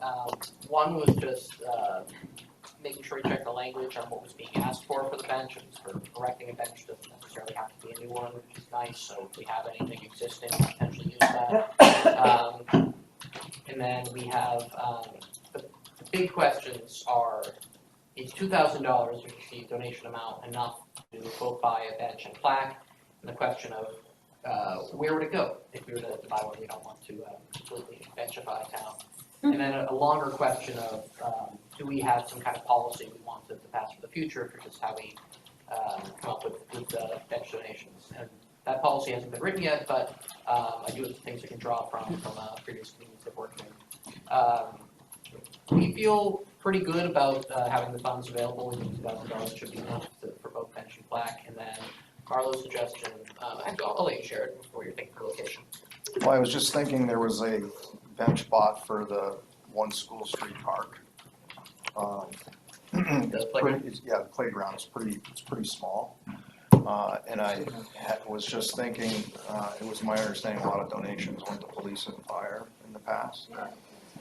Perhaps we purchase a bench in front of the new playground and put that in when we're done with it. Sounds like a great idea. I did look at a lot of benches in town. I didn't realize we had so many until I was looking for them, honestly. You know, as far as, you know, putting together, how we want our benches in the future, you know, and whatnot, but like the ones, there's 3 or 4 against the building here, just outside. I really like them. Personally, they're pretty uniform, they look nice, you can put a plaque on them. We got quite a few, backless benches in town. I'm not a big fan of them. But so, and I did do some poking around on costs. I mean, at the end of the day, previous communities, if they're, you know, a memorial bench or anything like that, the DPW would always pour the pad, install it, flag it. So I think I'm doing some more research trying to find out what those benches are out there. I think we can do it for the $2,000.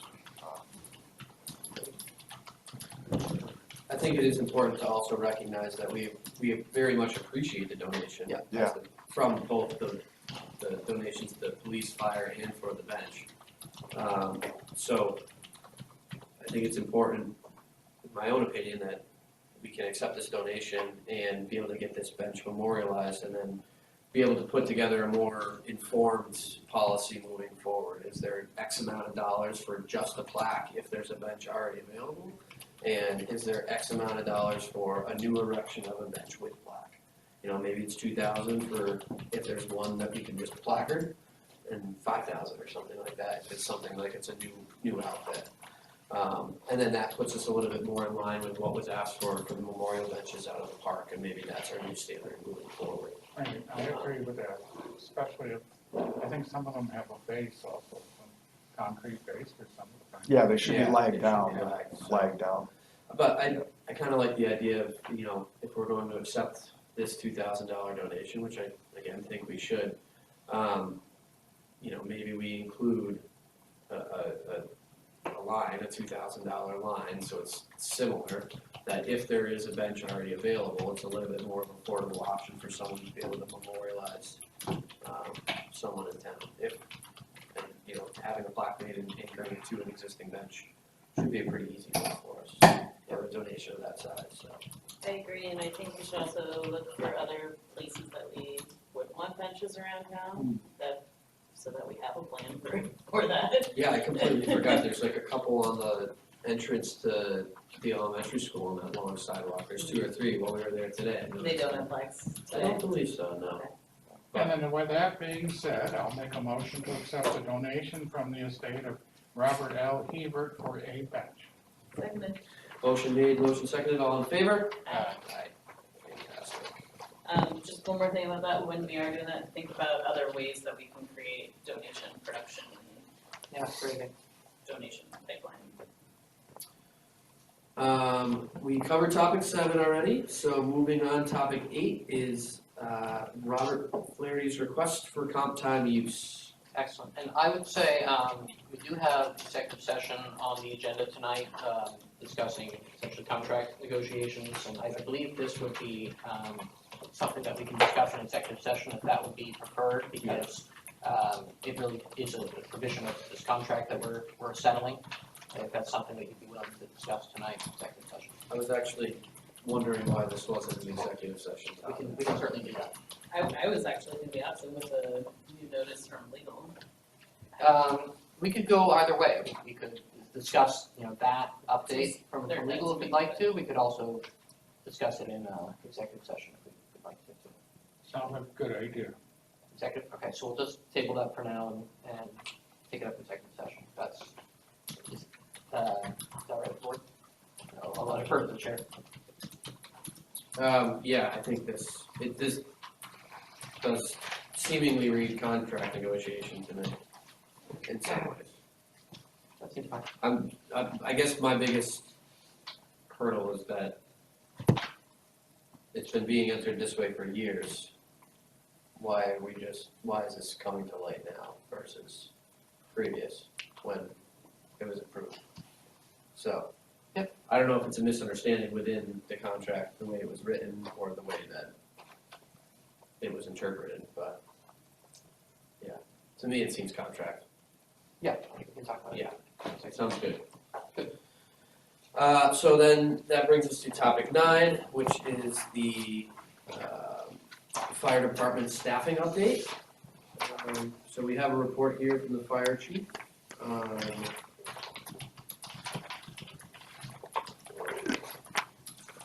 We have a couple different things actually here. There's some correspondence here with both Chief Drumgoole from South County EMS about recognizing the request that is in to be able to provide staffing for fire, as well as a letter that went to the Northampton mayor and fire chief as So well. these are letters that we've drafted that I want to review with you tonight, just to make sure you're comfortable with this path moving forward. These are letters that would go to Northampton and to South County.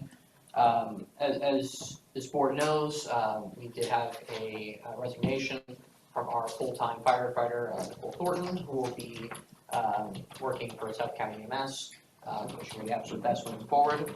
But this does put us in a position where we don't have any full-time staff now. So the first part of the update is that we are posting those positions, we're working with the chief to get that done, and that will be posted so we can see if we can potentially make a hire. But this puts us now in a position where we just are not covering very many shifts with our per diems and call folks. So the request that would be sent to both Northampton and South County would be asking them if they have at least the ability and interest in speaking with us about becoming our designated primary ambulance service provider, and if Northampton would also like to talk with being our primary fire service provider. This doesn't obligate us to anything, but this would open potential discussions and give them a deadline to respond to us so we can know if this is a possibility, both for this year and then potentially for future years as well, about outsourcing our fire and EMS to these departments. So it's obviously not something we do lightly, but we want to at least begin the conversation and see if they're willing to have this talk with us about potentially filling that role. So this is something that the chief and the deputy support, and we'd like to send these letters. I just want to make sure that we're on the same page and it makes sense to be proceeding this way. It doesn't obligate us to anything, but at least get these letters out the door and start talking. So are you posting this role for the fire chief and sending these letters and sort of? So we will be posting for the full-time firefighter EMT positions. We have not yet done anything with the fire chief position. Post everything. We think just post fire chief Absolutely. as well, Yeah. as the There's full-time no need- position. Yeah, there's no need to prolong it. Are there any, this is a job description, are there any changes that we want to make to this job description? Just post it as is. I would post it as is. It was reviewed numerous times upon the last fire chief's hire. Yep. We had a few different decent applicants for it that went through review. But I would not waste any more time posting any of this. Just do it. Yes. Any thoughts? Yeah, that sounds fine.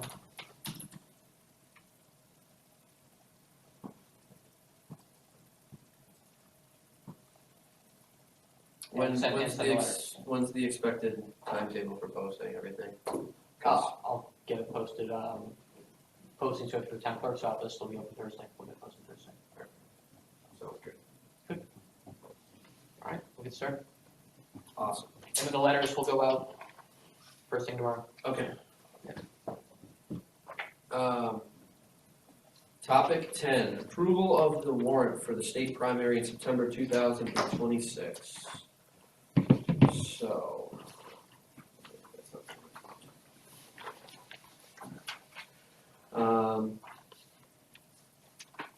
Yeah, Any discussion on it? do we have to discuss anything or just? No, I don't think so. No.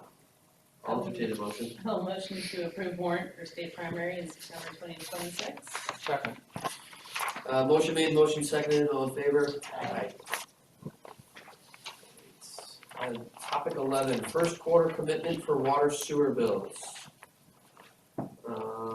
Just to note that the, this will all be billed at last year's rate, not this new rate, because the water was used while we still have the old rate Right. approved. And it would be wrong to bill at the higher rate when people were using it rate that we're informed of. So When Okay. does the higher rate start though? that will, so it starts for use of July 1, so in their second quarter bills, they'll get the higher rate.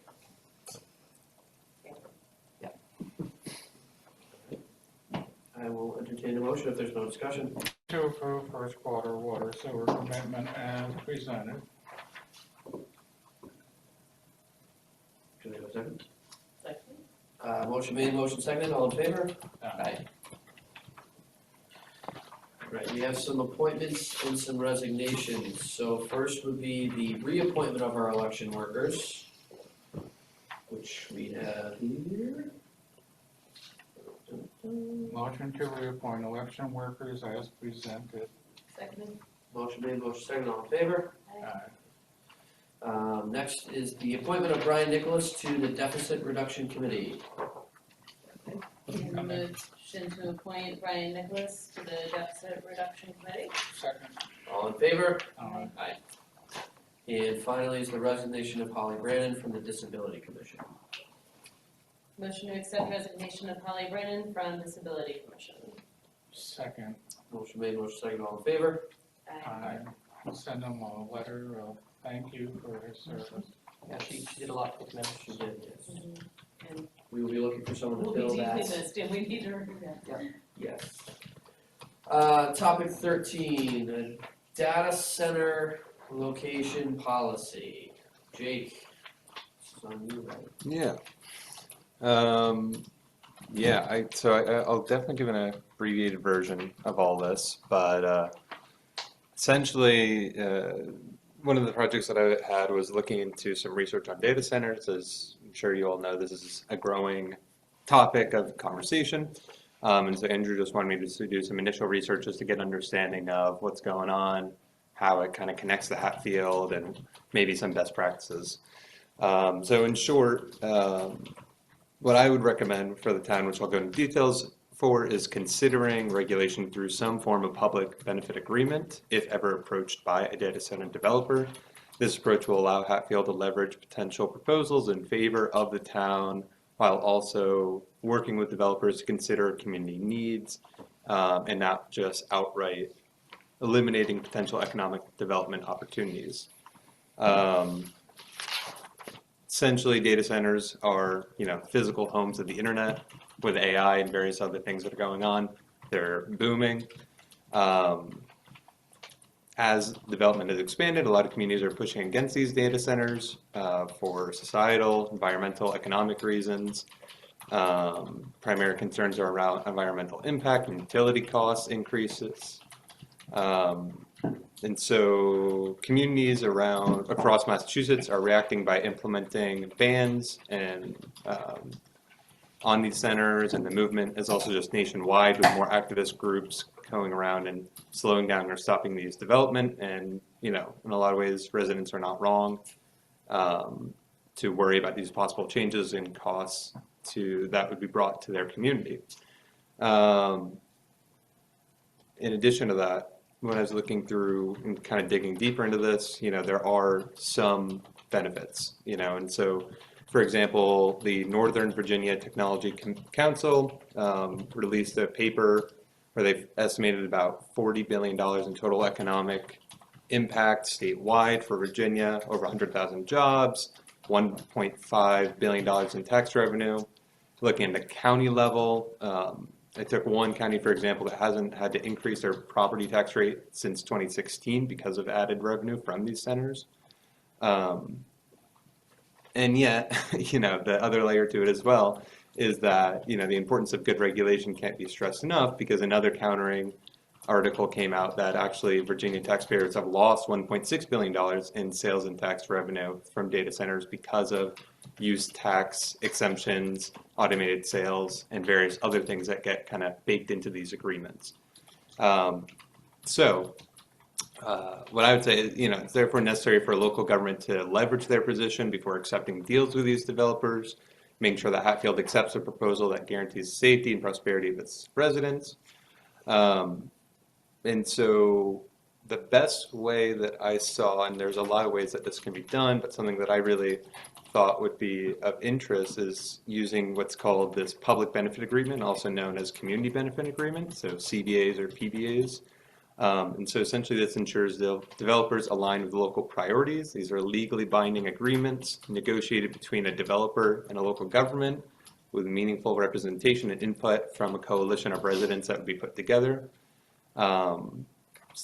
PBAs can maximize community benefits and ensure that localities aren't holding the bag while data center developers reap all the benefits. So I recommend requiring that a PBA be created with Hatfield residents if and when a data center approaches the town. And I'm not going to go into any of the, all the details here, but I have a full write-up of kind of how that process would look, kind of the legal framing of how these agreements are organized. But the bottom line is that these agreements are great ways for Hatfield to determine what matters most to them, what to negotiate for, and then what leverage Hatfield has available. I also have a chart where it kind of goes into based on, from what I see, of what data centers are looking for, and then Hatfield's relative advantage or disadvantage in those areas. Just more things that can be leveraged and brought to the table so that we're not kind of empty-handed or exposing cards without knowing. And then the last part is that there's also many other avenues to go, and so there's organizations like Energy Star that I found that will evaluate these data centers to see their energy usage, which can then be baked into the requirements here of having only groups come in that are of a certain threshold of efficiency. Also, another thing inspired from California state law, essentially they have this commission called the California Public Utilities Commission that evaluates the environmental impact. I know also on the local level, Holyoke, they recently just brought together a task force to determine the environmental impact of these data centers. And so essentially having some type of requirement as well. You can have these studies at the cost of the developer to go in and kind of better evaluate before they go in and just start changing the area. And then also just watching other neighboring communities. Everett, Massachusetts is interesting, where they recently developed a new district, which is around the data centers, and so they have restrictions on their capacity, their square feet, they have to get special permits, and so it's all these just different regulations that can go about mitigating and controlling the impact that these data centers have on a community. And then the last thing I have in there, if we decide, if and when this situation comes up and we just want a blanket banning, it's pretty simple to do that as well. Using a Holyoke example, they did a simple process of defining what a data center is, redefining certain other industries so that it wouldn't overlap, and then just omitting it. So, They did that to the zoning code. and they did that to the zoning code. Yeah. So this contrasts from the battery energy storage where we had to create a guideline because that we couldn't outright ban. These we can outright ban. The state was looking for battery energy storage systems to be approved everywhere, and all we could do was limit Restrict the use. some of the uses. Right. This, you could ban, Holyoke just banned These it. can be fully banned. There's moratoria that are going on across the state, Yep. there's all sorts of things that are happening. But I think Jake's, suggestion is, rather than ban it, make it so that, if someone made you a really good offer, then maybe you could have allowed for it, but otherwise it has to be a really good offer. I think that's the bottom line. I If mean, Good. yes, maybe in the future if they come up with a way where they don't need to have an environmental impact and drain our water, but I totally get with our angle that you're looking at. I just don't think there's enough long-term data that's been out for a decade, 2 decades of what is that, especially since we are largely operating off of wells and, high groundwater tables. We don't know what that, like a data center coming into town, what the long-term drawdown of that looks like. Not only for the town of Hatfield, but also the impacts it has on the surrounding community as well. I think we just saw the impact of building a small industrial business that actually is probably good for our town financially. Well, since the Versus planning board put 24/7 something- noise and the cost of, talk And about. since the planning board put in something on the battery storage, should there be something that the planning board should be looking at also? I think it would probably be wise for them to at least define it as a use, and know, whether it's allowed or not. Because we're just trying to do something in case it was to ever happen, because there's no interest right now of anybody wanting to come in to do a data storage. Right. Yeah. Because we may not have enough of power here anyways. But it would be something good to have either, In place. right, outlined So or that's why- banned. That's why I'm bringing up the planning board, you should work some of the bylaws and stuff. I would make sure the planning board has this, and I would not object to putting into motion policy that bans it. Really? Yeah, I For mean, our little town. the bottom line for this is that's totally fine, and I try to outline the action for that as well. But at least all I'll say is, have the step-by-steps there if there's ever a space where Hatfield wants to consider to find some mutually beneficial agreement for it. But yeah, I mean, the decision's ultimately. Oh, I commend you for Up to you. being proactive. Yeah, it sounds on good. this. I It's think really it's- good it's information. nice. Yeah.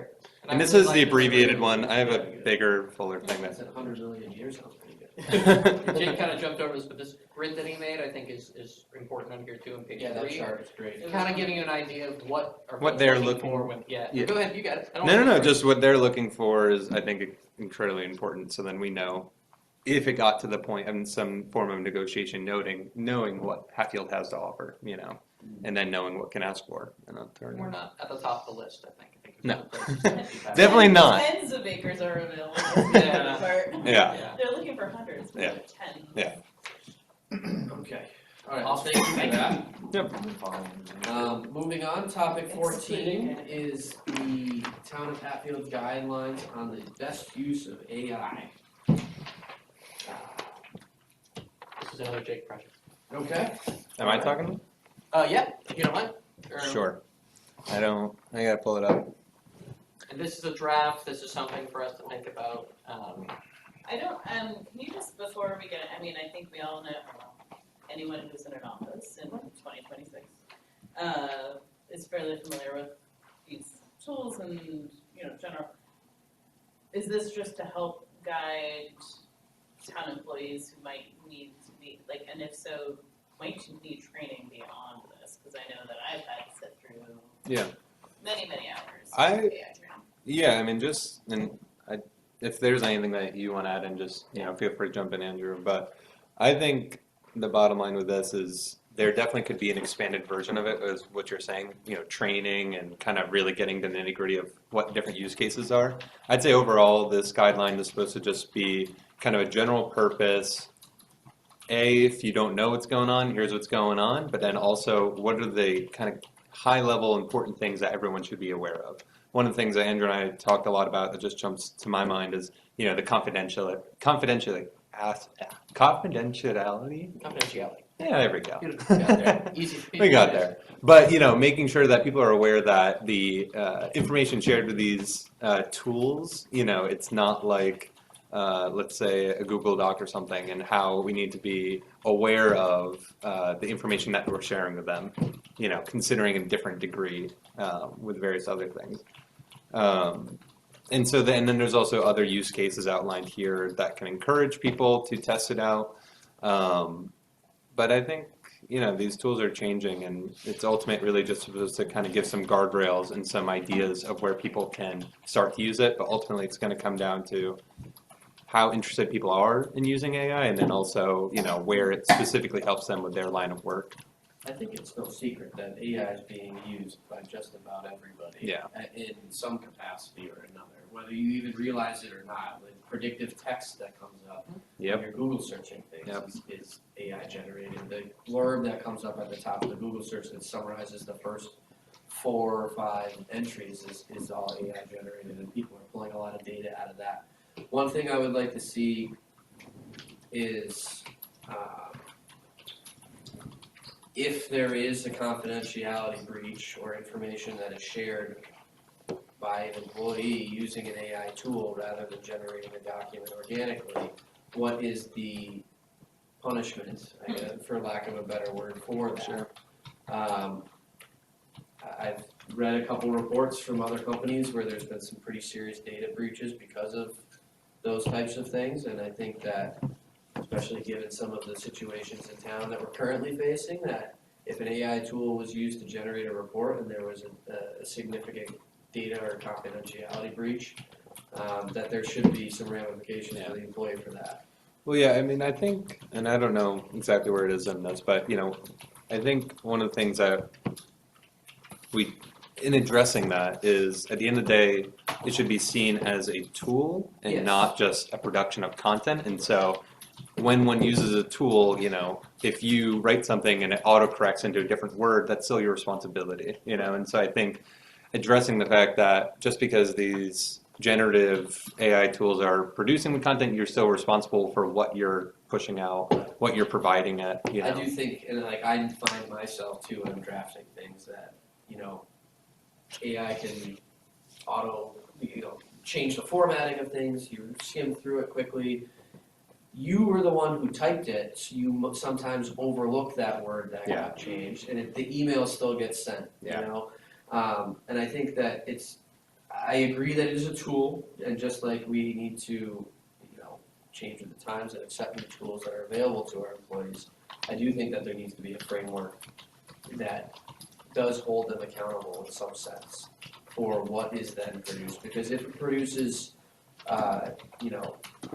physical harm to another employee in terms of a data breach or something like that, or risks the town's legal positioning on something based off of negotiations or conversations that are had, then there needs to be a ramification for that.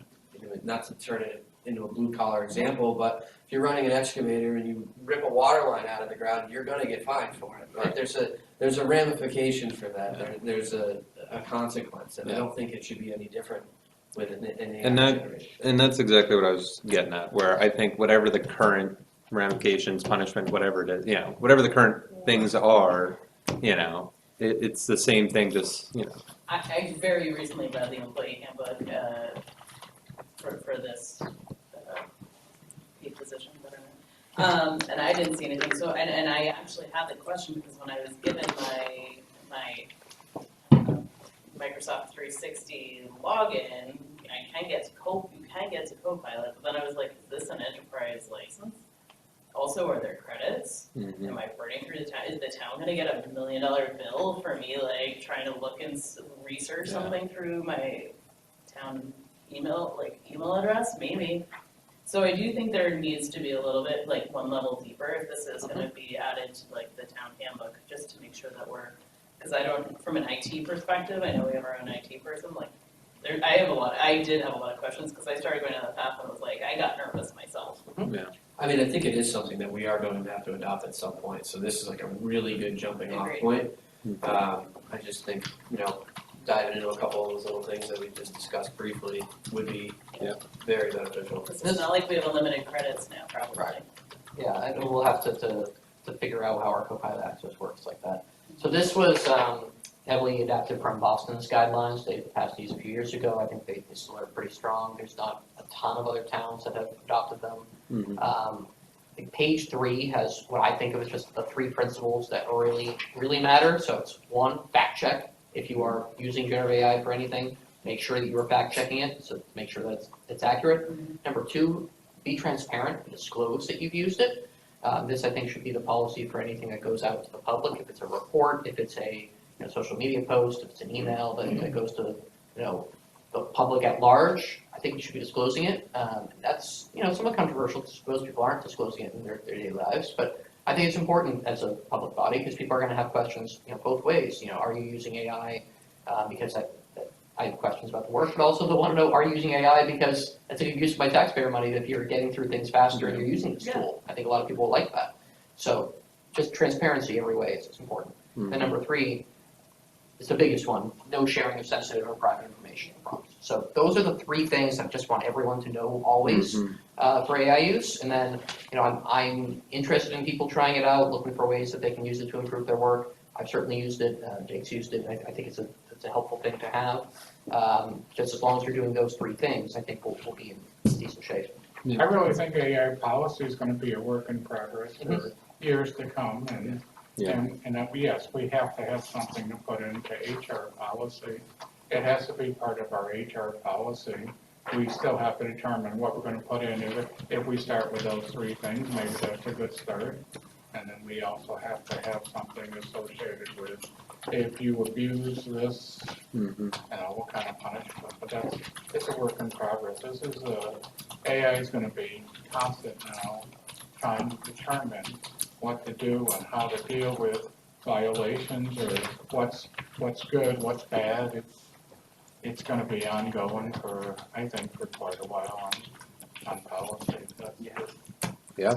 I don't know that this was intended to be policy as much as guidelines, but. This is Okay. It could be guidelines, but I think the more you talk about this, I mean, But I do think we how also you need reference it policy.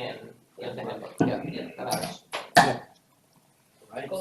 Thank you for that as well, Jake.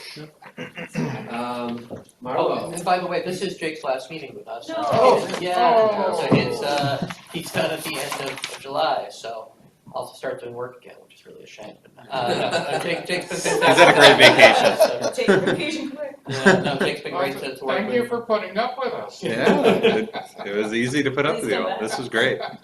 So Awesome. Jake's interest in being here this summer was to learn both more about local government and develop some real world skills, and also get a sense for Hatfield and the Pioneer Valley at large, and see if there's a place where he wants to live his life. And I think it's gotten pretty good reviews as his local Great government reviews. somehow. So I don't know what his taste is like, but no, it's No, doing great. really well. Thank you. And in Thank you. 20 years, somebody will say Hatfield, just say, I remember that. Yeah. Never forget our tour around the town, you know. There you go.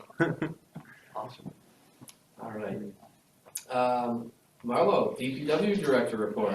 Okay, I guess I'll start with my projects update. Quite a bit's changed since I submitted this report Thursday. A lot of moving parts, a lot of projects going on. So 15 Elm Court is essentially complete. It's just waiting for a concrete apron outside the building. And then, of course, in-house DPW, we're gonna dress the area up a little bit. But electrical's all set, it's in. We're just waiting for the building to get energized. We assisted in the digging the trench. The electrical is buried. So that project's essentially complete, potentially within the next week. It's just a matter of when the concrete company can come back. Apparatus bay roof, I haven't had much response from the low quote, low bidder. I know they're very, very busy, so right now I'm still waiting for a start date. I just soon wait till fall now anyways. School Street Park, the build crew, if you will, was supposed to arrive Wednesday. They arrived this morning. Got word late yesterday. Unloaded all their equipment, got set up to start drilling the holes for setting the piers for the new equipment, and started pouring. So they don't want to pour cement, so they called it a day. But everything's over here ready to go. They expect to pour and build Thursday, Friday, and be done potentially on Monday. They should be done on Monday. Our wood chips are being delivered Monday also. And the DPW will be installing the wood chips for the final piece.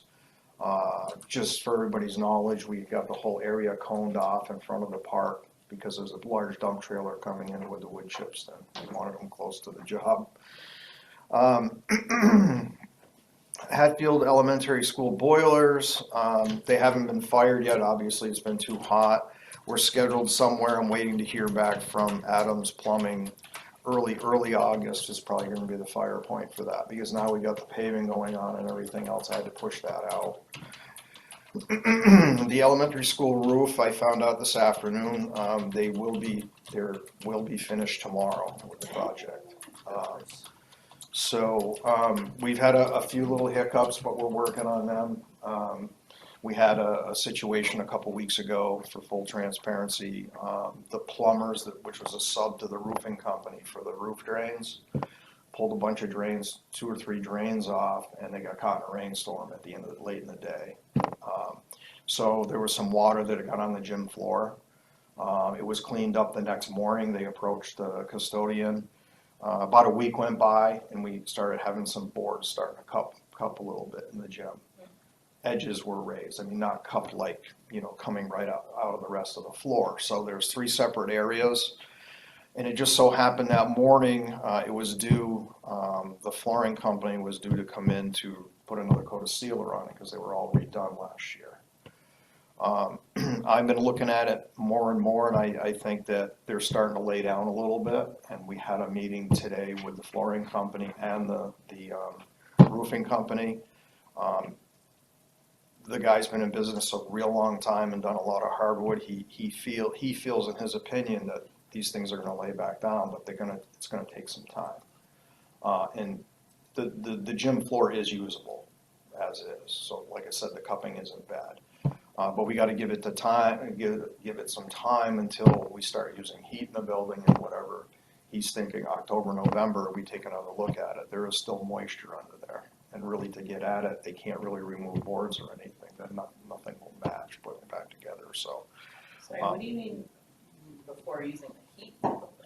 Why does that? I think he was saying that once the heat goes on, that Goes will on. actually help. It'll help dry Right, out. okay. Yeah, It's I'm like, sorry. I have the same Yeah, thought. I'm sorry, yeah. We've been in heat all summer. I know that was, I said that wrong. But to be transparent, that's kind of an ongoing thing, and we'll have an agreement. Andrew and I will work with the consultant firm and the roofing company to make sure we're covered going forward. Worst case scenario, it'd have to be completely sanded, repainted, and resealed. Worst case scenario, so we'll And be all of working. that's the responsibility of the contractor. So All, that wouldn't yeah, be all cost of the town to take. So, and we'll have that in writing, but it's just kind of the waiting game right now to see if things lay down a little bit and we'll be okay with those boards. So, schools paving, we're moving right along. The latest update, I sent an email, and I did start including the board in the latest email. I think there's 36 folks in that now, contacts. We closed off the upper parking lot of Smith Academy today. The paving contractor wants to come in and start the fine grading, and they want to potentially put the binder down, meaning the bottom course of the blacktop on Friday, and potentially the top on Monday. So that's moving right along. But again, weather dependent. We're not sure what's going to happen with the weather tomorrow for the fine grading and whatnot. HES, that's moving right along. That was a little bit more of a challenge for the milling with all the ins and outs and parking stalls and whatnot. The only thing that's left is I think 6 parking stalls in Billings Way, the full length of Billings Way. So tomorrow Billings Way will be closed for pretty much the full day. That's what I put out in the email. You never know what they can run into, a minor breakdown, lose a few hours or whatever. So the paving schedule for the elementary school is to be determined moving forward depending on the weather. So, but on days we pave, there'll probably be no access, especially on the Billings Road section.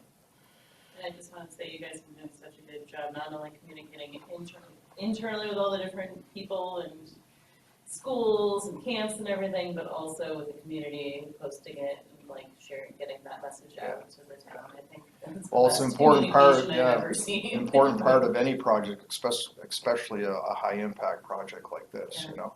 Every email I had, can you please add this person? They'd reply only to me, and next, it's growing and growing, which is good because everybody's getting the information, so. I'm just curious, are you guys paving the library at the same time? No, that's in pretty good shape. We're gonna go straight by it. And then also the Farm Museum looks like fairly new pavement in front of that, so I think we're in pretty good shape. And also the line striping will be done on both schools before school reopens. We're gonna make sure everything comes into code from what was there and so on and so forth.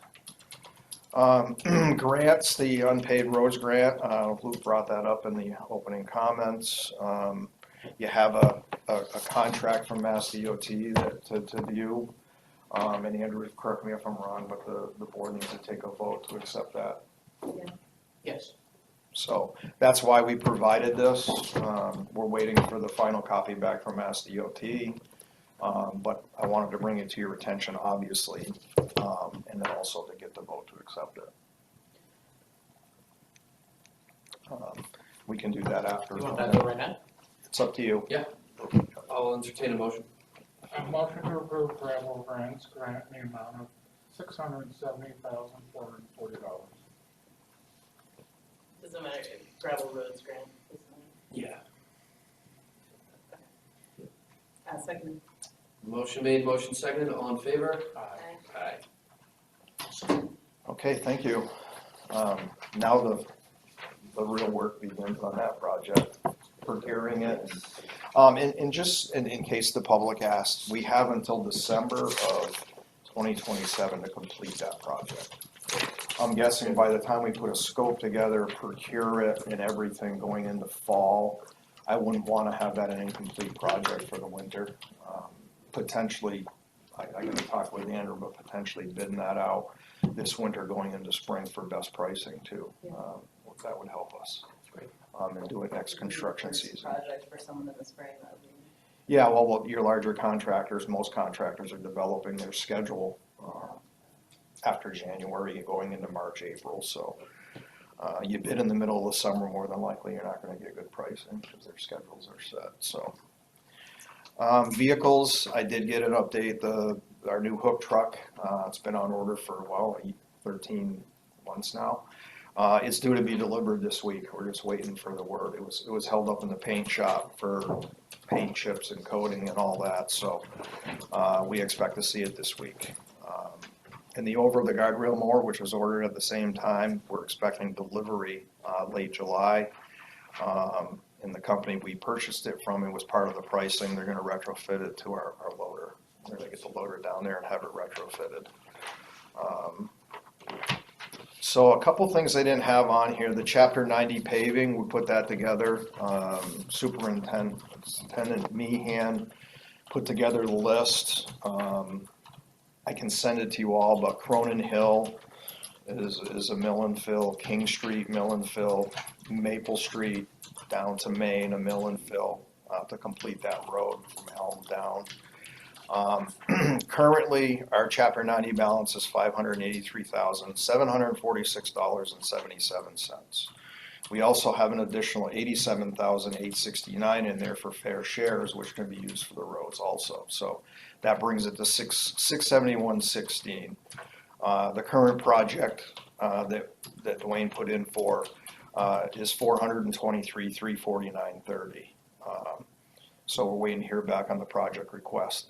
The other good news about Chapter 90 is I'm hearing that we're potentially going to get another $132,000 for fair share. Just haven't received it yet to add to that. Kind of the murmurings that I was hearing today too. Yeah. So, but that we've got to use that 87,000 up because that was last year's allotment. We want them to keep sharing money with us that we've been behind for years, so we want to use it. I never a problem finding stuff. Well, no, we're going to use it on the paving program this year, and then also to go along with Chapter 90. Dwayne's getting the line painting company lined up because that was just bid out through the FERCog to get our center lines and edge lines done on the roads. Is there any opportunity for efficiency combining with the work that's being, probably not from a timing perspective, but Which work? For the paving work that's already being done, if you're bidding out, and then like the lines you said would be done before school? So parking lots are separate, they don't fall under Chapter 90. Oh. Yeah, that was a whole separate bid I did through the FERCog. Yeah, Billings Way could, Yeah, but that's not, I don't believe that's line, it's too narrow. Yeah. Alright, never mind. So, no, that's a good question. Our summer help is moving right along on crosswalks and stop bars, freshening them up out there. I've not just seen them out there, but they're moving right along. It was funny, the Maple Street Bridge came up tonight. I received a report from Mass DOT. And Luke, I'll look into this, but it says that it's a town-owned bridge, the Maple Street Bridge, right where Elm meets Maple. Oh, good. But I'll double check, but I did get a report on that, and that needs some work coming up. And in fact, the sidewalks that the gentleman from the presentation tonight, it showed up in the bridge report too. So I was gonna save that till next month, but since it was brought up tonight, I figured I would let you know I received that. That's about it on my projects report, if you have any questions. the statement, you're doing a wonderful job, and I really appreciate everything you're doing to communicate Well- and keep on track of this, and it's A lot of projects. affordable. And Yeah, it's, I'm starting to lose track of, other things I wanted to work on because we got a real hard focus on these larger projects and we want to make sure, that's okay. they're Sounds done like a right. pilot. Yeah. So the other part of the report tonight is an update on the asset management plan grants. So I went to a meeting, last Tuesday, an online meeting for an update on the very packet you were given from DPC. We received 3 grants, sewer, stormwater, and drinking water for asset management. So I can give you a real high level and Andrew can jump in where he'd like, but so there was a deadline on completing the asset management plans and they're coming due. So having a public discussion on this tonight and having the material will help close out the water portion, the water grant, which the deadline is closest to us, so. That deadline is before your next board meeting. But Right. we'll give the update tonight and allow them to close the grant. At the next meeting, we'll have a thorough presentation from DPC Engineering all about everything they found. And, their high-level findings are in this packet for you here, but they'll give you, Maybe you can Room have for it upstairs questions. on the big monitors. oh man, that'd be great. Yeah. That'd be really nice. Yeah, we'll see. Well, I think the big takeaway here is coming up to speed with having everything in GIS and whatnot, all our infrastructure. And I think they did a really good job on the stormwater because stormwater was kind of like the missing piece. Water and sewer is so regulated, you kind of know where your infrastructure is, you know what it's about, so on and so forth. But the drainage and stormwater was a little amiss, but they did a good job of finding everything they could find. And again, what these included was for a sewer and whatnot, inspecting in manholes, so on and so forth, trying to get age of pipe, size of pipe. An asset management plan is a very good tool for myself as the DPW director when I'm formulating capital, formulating the future of our water system, sewer system, so on and so forth. It gives you a really good guide where to go first after these inspections are done and so on and so forth. And, we talked about water and sewer rates last week.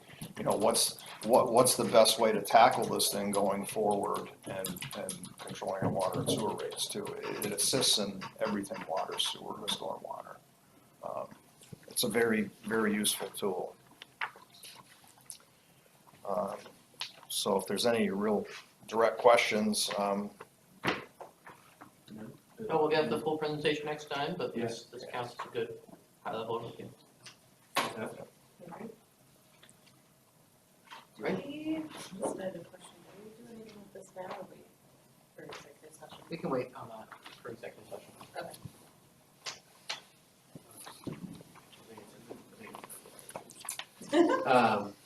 All right. Town administrator report. Yeah, I will keep it very brief, just we had a packed enough agenda tonight. So I just had 2 quick announcements. And I looked through last month, basically everything else I update you on. You've already heard from me on what's going on there. So we were awarded today a hazard mitigation plan grant.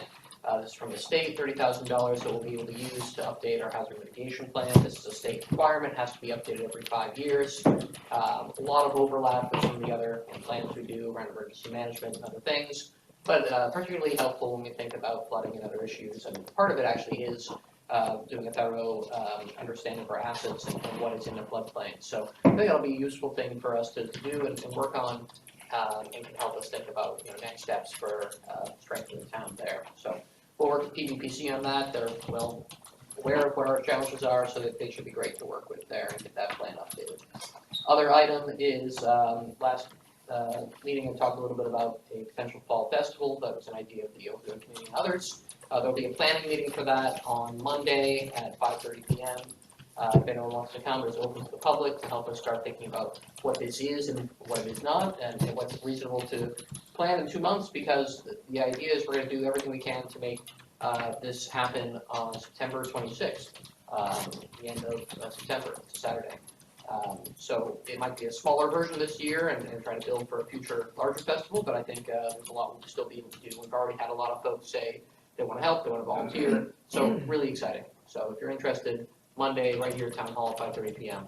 I'm talking as if it's on live TV, it's not, but this will still be posted online and people watch, so looking forward to seeing folks there. Sounds great. Andrew, I would say, one, if we could just reach out to the original comprehensive plan committee crew. Oh, great, yeah. There's probably other people who, even though they don't have the time to invest in that board, still care, would like to be included and part of it. Yep.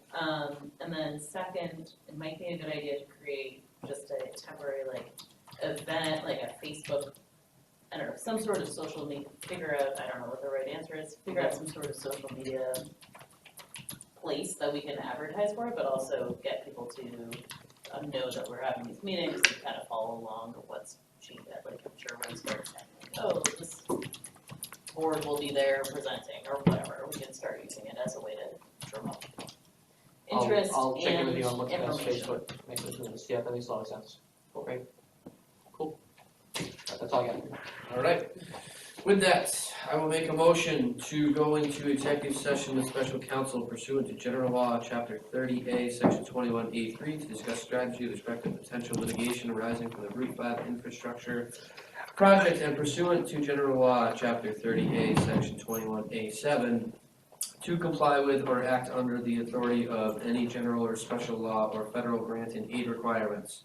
Specifically, the Public Records Law, General Law, Chapter 4, Section 726, discuss privileged communication from special counsel, as well as a motion to go into executive session pursuant to General Law, Chapter 30A, Section 21A2, to discuss strategy